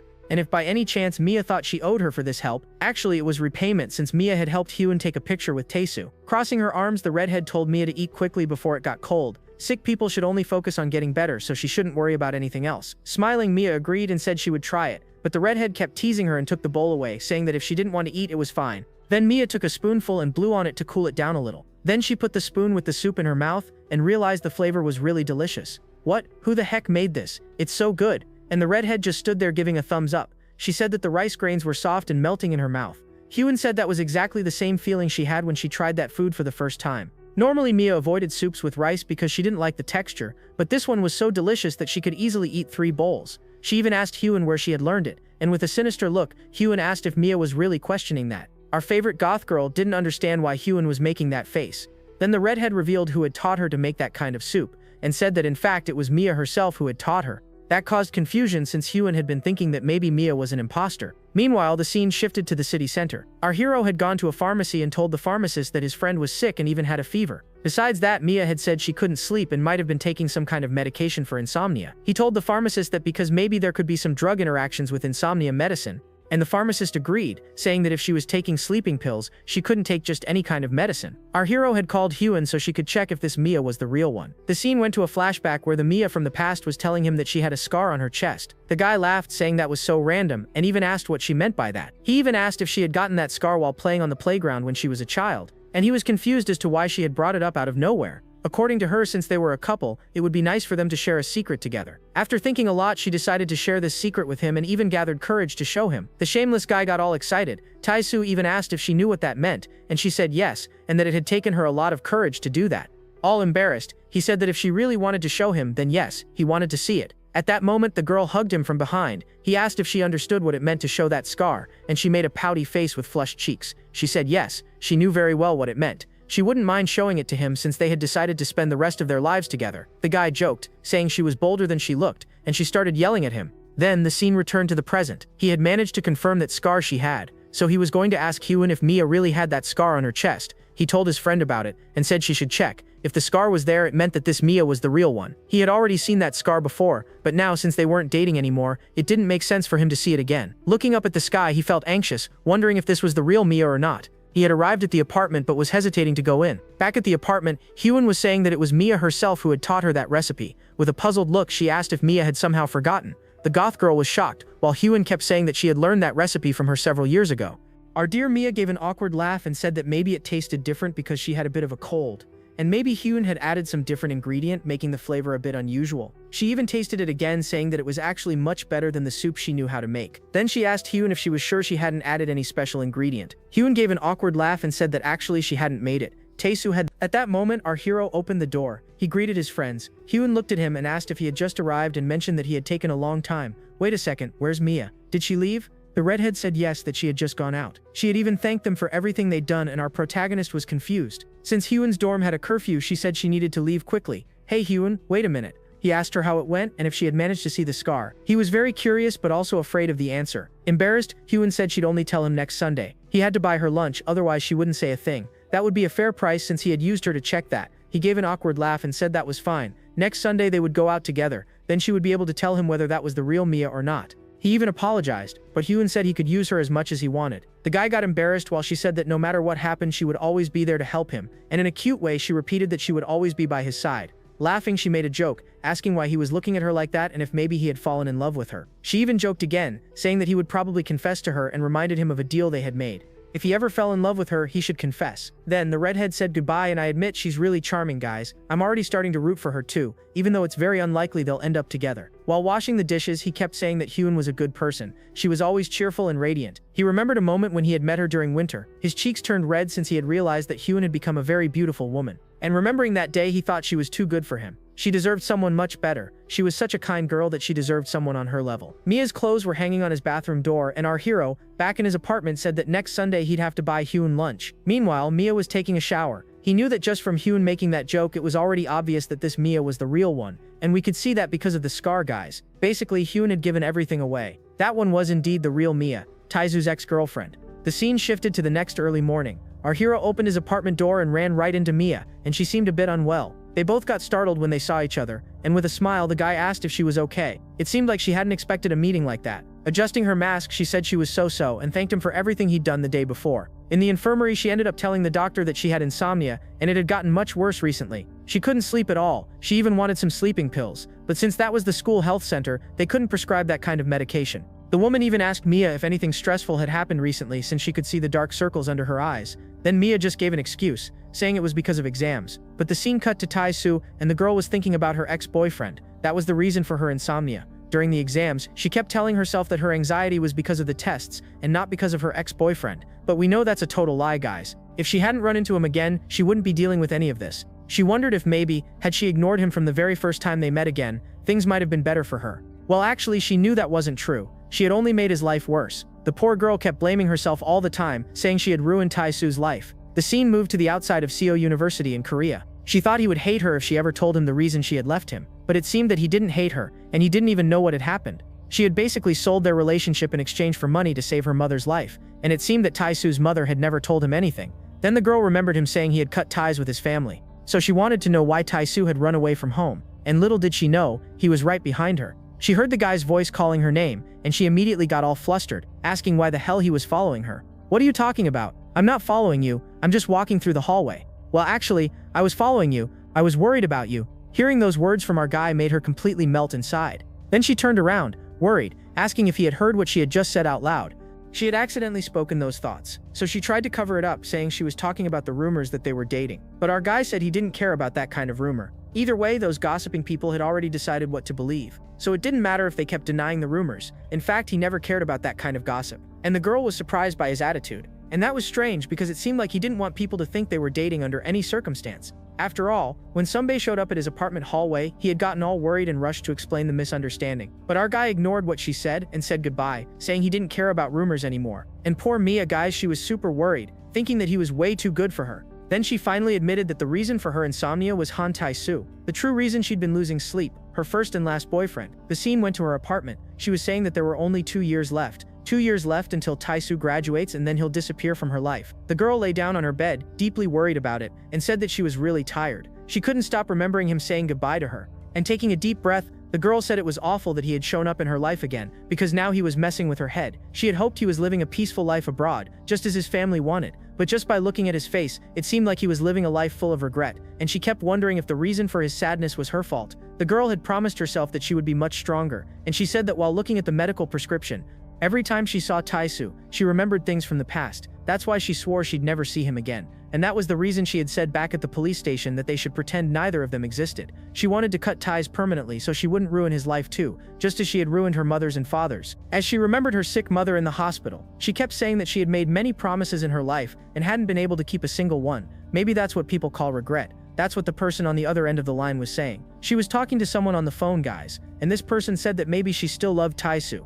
This person also said that she could see that Tai-Su was a good person, and that there was no reason for Mia to think he would hate her. And the person on the other end of the line kept saying that Mia still loved that boy, and that's why she was always finding excuses to be near him. She kept denying it, but as she remembered the moments she had with him over the past few months, the girl realized it was true, everyone, and just hearing Tai-Su's name made her cheeks turn red. However, she tensed up and told the person on the phone that it wasn't true. She wasn't in love with Tai-Su, but her friend on the phone said that what she actually felt was fear. She was afraid to tell Tai-Su that she had sold their relationship in exchange for money. In reality, she was terrified that Tai-Su would find out and hate her from the bottom of his heart. We could see that the person talking to her was a woman sitting in a law office, and she asked Mia if she thought it was right to keep Tai-Su in the dark. She told her she needed to understand her own feelings and figure out whether she didn't want to tell the truth because she was afraid of hurting him or afraid of him hating her. Hearing those words made Mia start sweating cold. The lawyer was scolding her, so she asked her friend to stop talking. The woman asked why she hadn't been writing in her diary lately, and besides that, she had forgotten to take her medication. But Mia said it was because she'd had a fever yesterday and forgot to take it today. However, she told her friend not to worry, that she would start writing in her diary again and take her medicine properly. The woman said she knew it was a bad idea for Mia to live alone there and said she was already getting ready to travel to see her immediately. The woman's name was Seo Jean, and Mia kept saying she didn't need to come. But the woman ended up hanging up the phone, and Mia heard someone knocking on the door. The person there was none other than our hero. He asked if she had finished her call, and the girl froze, afraid that he had heard everything. Yeah, guys, could our protagonist have heard it? Meanwhile, he was asking if she was okay, but she yelled from the other side of the door, asking what the hell he was doing there. She leaned against the door and asked if he had been eavesdropping on her conversation. A bit embarrassed, he said that actually he had made some egg porridge and brought a bit for her so she could eat and recover, since he was very worried. He also mentioned that Hyun had said she really liked his soup, and Mia got all flustered. Thanking him, she said he could take the food back because she didn't want to eat. Smiling, he said that Mia didn't need to worry. He had just made too much food and brought her some, but she shouted loudly that she was fine and didn't need his concern. Hearing her shouting, he got startled, but then she began to cry, saying she regretted yelling at him and apologizing. Separated by a door, she asked if he still had feelings for her. The girl understood that he was being kind because he was always kind to people, but she wanted to know whether he still liked her or not. If anyone saw them together, they might think they were dating, so it didn't make sense for him to keep being so nice to her. And the girl asked if he held any grudges. Our hero didn't say anything, and she went on, saying that she had simply vanished from his life. When she came back, she started treating him badly. The only thing he said was that he didn't hate her. That hit her right in the heart, and she started yelling, saying that he was a liar, and asking why he didn't hate her. In a very serious tone, he said he had felt relieved when he saw that she was alive and safe. From the moment he saw her at the police station, he had felt relieved. He even admitted that it seemed like she wasn't the same person anymore. But still, it was really good to see that his former girlfriend, the one he had loved so much, was safe. When she heard those words, she covered her mouth to keep herself from crying. Taiso went on saying that he knew very well she no longer had any interest in him, and that the things she had gone through had been very hard. But if the reason she wanted to keep such a distance from him was because she thought he hated her, she could rest assured he didn't have those kinds of feelings toward her. He even admitted he might seem too curious, so she should just think of him as a childhood friend who was very worried. Leaving the pot of food on the floor, he told her he'd leave it there for her and that she should eat a little and save the rest. Then he said goodbye, telling her to rest and recover her health. She kept remembering her lawyer friend's words that she still loved Taiso. She clutched her stomach because she felt butterflies, and at the same time her eyes wouldn't stop tearing up.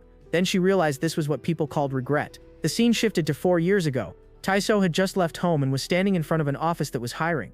The guy looked really down, completely hopeless, until someone appeared. Sunbae showed up holding an umbrella, asking what he was doing there. She introduced herself and said she had seen him sitting there alone since the night before.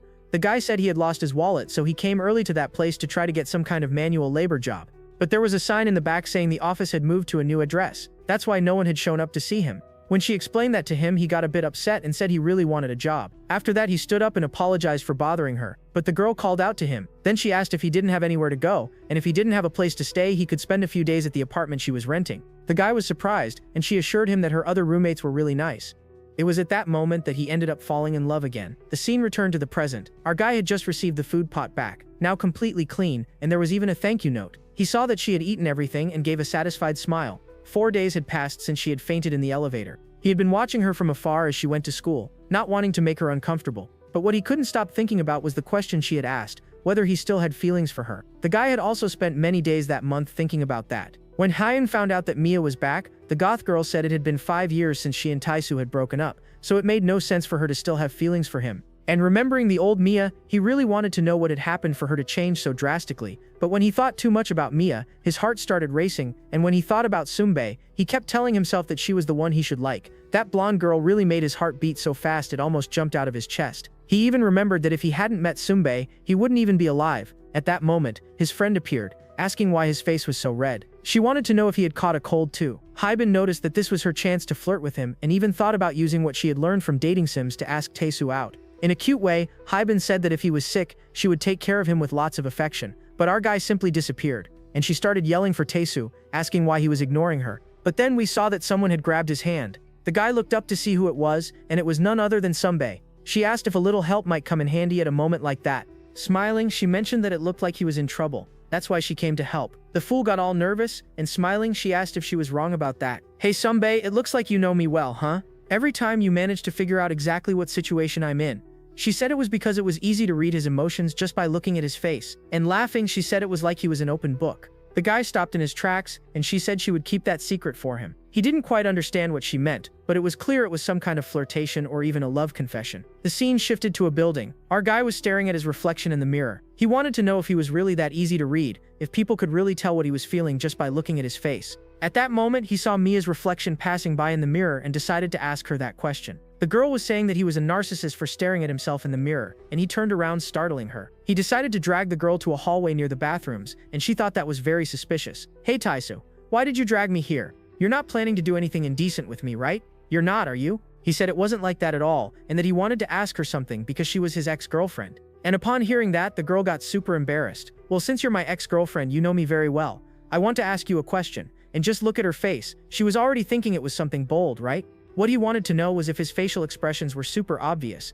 Even if other people couldn't read his expressions, maybe Mia could, since they had dated in the past. The guy wanted to know if he had any strange habits or mannerisms, like for example, squinting his eyes when he got nervous. The girl realized it was nothing serious. She had thought it was something silly, and when she noticed there was nothing wrong, she said that it didn't matter. Well, anyway, it's fine, have a good exam. He simply said goodbye, and she stood there not understanding anything. Poor thing, then she wondered why her hand was raised and quickly lowered her arm. He started walking across the university campus. Someone in a car stopped and called out to him. It was Sunbae, and she asked if he still had class at that hour. He said he had been taking exams, which was why he stayed later. She offered him a ride, but he refused, saying it was only a 20-minute walk to his apartment since he was afraid of riding with her. However, she insisted, so he got in and immediately pulled down his safety helmet. But she said she would drive carefully. During the ride, she kept humming, and he thought it was a bit strange. He even asked her if something had happened since she seemed different. Taking a deep breath, she said she was fine and that he was the one who seemed different. Normally he skipped every event, but now he was even attending club activities. She remembered when she first met him. He used to look all gloomy, but now he was cheerful and bright. He even laughed, saying that she had been the weird one back then for letting a total stranger into her apartment. Laughing, she said that just by looking at him she could tell he was a good person. Then the scene went back to the day she welcomed him into her apartment. The guy said the place was really big and spacious, and she said yes because she lived with other roommates. But he was feeling a bit bad. It seemed like he was just taking advantage of her kindness, and when he was about to leave she asked him to wait a moment. Joking, she asked if he was scared, and he also joked, saying yes, maybe there were kidnappers on the other side of the door. They both laughed, and she said that the apartment felt kind of lifeless, and that when she first moved in, she also got chills down her spine. But it was the first time she had ever brought a guy there since all her roommates were women. Then he said goodbye, saying he also had an apartment and didn't need her help, and even said his apartment was exactly the same as hers, and the girl thought that was really strange. But she laughed because she realized he had come there just to see where she lived. After that, she welcomed him with great kindness. If it weren't for her, he wouldn't have passed the college entrance exam or even gotten the internship in that department. That's why he felt a deep admiration whenever he remembered Sonbai. At that moment, she got closer, making him nervous, and asked what the hell he was hiding from her. Suddenly, he had become more active in the department, and maybe it was because he had romantic feelings for someone. The guy started sweating nervously and asked why she thought that. And with a teasing smile, she guessed that maybe it was Mia, the girl he was in love with. She thought that because the two of them were always together, but he insisted that wasn't true, he didn't like her. Then he explained to Sonbai that they were high school classmates, but he didn't mention that they were exes. He said they had fought back in high school, which was why their relationship was a little weird, almost like enemies. Sonbai seemed relieved to hear that he didn't like Mia. And the guy noticed that she looked relieved, and even wondered if maybe Sonbai liked him. Wait a second, was she really relieved? Hey Sonbai, the light's green, you can go. That day he realized that Sonbai really was acting a bit different from usual. As for the reason behind it, he wasn't sure, but the scene showed Sonbai feeling a bit down, saying that she really hated that situation. The scene then cut to another day when they were at a shopping mall. Both Mia and Sonbai were helping him choose an outfit, and they showed the guy a women's outfit. Sonbai said that one didn't suit him much, but this other women's outfit did. And holding up the two women's outfits for him, they asked which one he should choose. Mia said that he should choose the one that caught his attention the most, and Sonbai said that he should choose the one he found most attractive. And he just stood there, not knowing which outfit he should pick. Then he asked both of them if they really wanted him to dress as a woman, and they said yes, but to get to that day, we need to go back a bit in the story. The college events were about to begin in the coming weeks, and he was arriving at his department club when he noticed that the two girls were talking with another one about social service. That freshman was Jo, a 20-year-old newcomer, and she was explaining that this year's event would be very competitive. Our hero didn't understand why they hated the social service group so much. Then they started explaining to Tiso that every year during the event those two groups competed to see who would take first place. Our hero looked at Mia, and she wondered why he was staring at her. Then he asked what she had to say about this competition, and she got all awkward. Since that incident in the elevator, they had been seeing each other much less. It had already been about 2 weeks, and every time he ran into her, the girl ran away. At least she no longer stared at him or made weird gestures, if you know what I mean. The girls continued explaining that the Medicon group and the social service group were basically mortal enemies. Mia was shocked that Tiso didn't know about that and said those two groups fought all year long. Mia even said there was a saying, if you see people from social service in the cafeteria, finish your coffee quickly and leave. He asked if that was a real saying, but she teased him, saying it was a joke and that she had just made it up. Still, he understood that this contest between the two groups was very intense and full of rivalry. He just didn't understand why the girls cared so much about such a silly competition. However, there would be a contest where the men would dress as women, and the judges would score who looked best. One of the girls suggested dressing him as a girl so they could win the contest. Mia said it would be really fun, and asked our protagonist if he would agree. He struck a cool pose and joked, saying it would be nice to dress as a woman. But then he refused, saying that his friend Jonja would be better since he already had long hair and looked a lot like a girl. But the girl said he was, well, too wild and didn't behave like a woman at all. He felt a bit offended, saying that he in fact could act just like a girl. But Mia said it wasn't about that. Actually, it was because Taisu had a very handsome face. Besides, if he accepted, the Medicon group would have a great chance of winning that contest. He thanked them and said he wouldn't do it. He insisted that there was no way he would take part in that joke and dress as a woman just to win a silly contest. But then, someone showed up. The one who appeared was Sonbai, asking what the hell they were talking about. Our boy immediately got all love-struck just from seeing her. When they said they were talking about the contest, Sonbai got irritated, saying that this year they absolutely had to win. That was because last year the other team had been very arrogant and even made fun of them. With a cute face, she said that this year they had to crush social service. Mia said that was quite a coincidence since she also wanted to crush them. Then the two held hands, saying that this year they would eliminate that club. Our hero got a little nervous at their invitation, and before he could say no, they ended up dragging him to the mall. And that's how we got to the fateful scene where they were choosing clothes for Taisu. Both girls were clinging to him, telling him to pick a very feminine outfit. Mia pointed her finger at a store, saying that's where they would get the outfit for our guy. So he went to the fitting room and realized that none of the clothes fit him. The guy was too big and he ended up tearing the skirt, and the shirt didn't even go on, making the two burst out laughing. Then he went to the cashier to pay for the clothes he had ruined. In the end, he didn't buy any clothes for himself and was only left carrying their shopping bags. The two wanted his help picking their contest outfits. He needed to leave early for work but agreed to stay a little longer with them. At that moment, Mia called for our hero. She wanted him to look at her outfit to see if it looked good on her. The guy got all shy, and after putting on the glasses, she asked if she looked more youthful since she was dressing as a high school student. She even put on another pair of glasses, asking him if she looked pretty. The guy noticed she looked a lot like the Mia from high school, and his heart started beating faster. He even joked, saying that now she really looked like someone her age, and she got mad, asking if he was implying she looked older. At that moment, she placed the glasses on her shirt and started seducing our protagonist. She even asked if by any chance he was paying attention to her, but right then Sunbae interrupted and asked if she also looked like a young high school girl. And the guy, completely love-struck, even started tearing up. Just look at Mia's face, she was super jealous, guys. She said she chose the part of the contest where she'd dress as a high school student, since everyone kept saying she was really cute. Hearing that, our hero ran off, saying that she really looked 5 years younger. And of course, Mia was dying of jealousy after hearing all that. At that moment, she called out to the protagonist, and wearing an even more delicate outfit, asked if he liked that one. Even Sunbae was charmed, saying that Mia was really beautiful. But our guy noticed that another competition was about to start between the girls to see who could impress him the most. And that's how we wrap up part 2 of this story. Guys, if you've made it this far, comment Mia's comeback. The more likes and comments you leave, the more YouTube recommends our video to others. Consider becoming a member of the channel. You get early access to videos and also exclusive content just for members. It's super cheap, guys, and it really helps the channel a lot. I'll leave 2 videos here that I'm sure you're going to like. So, see you next time. That's it for now. Thanks, and see you later, everyone.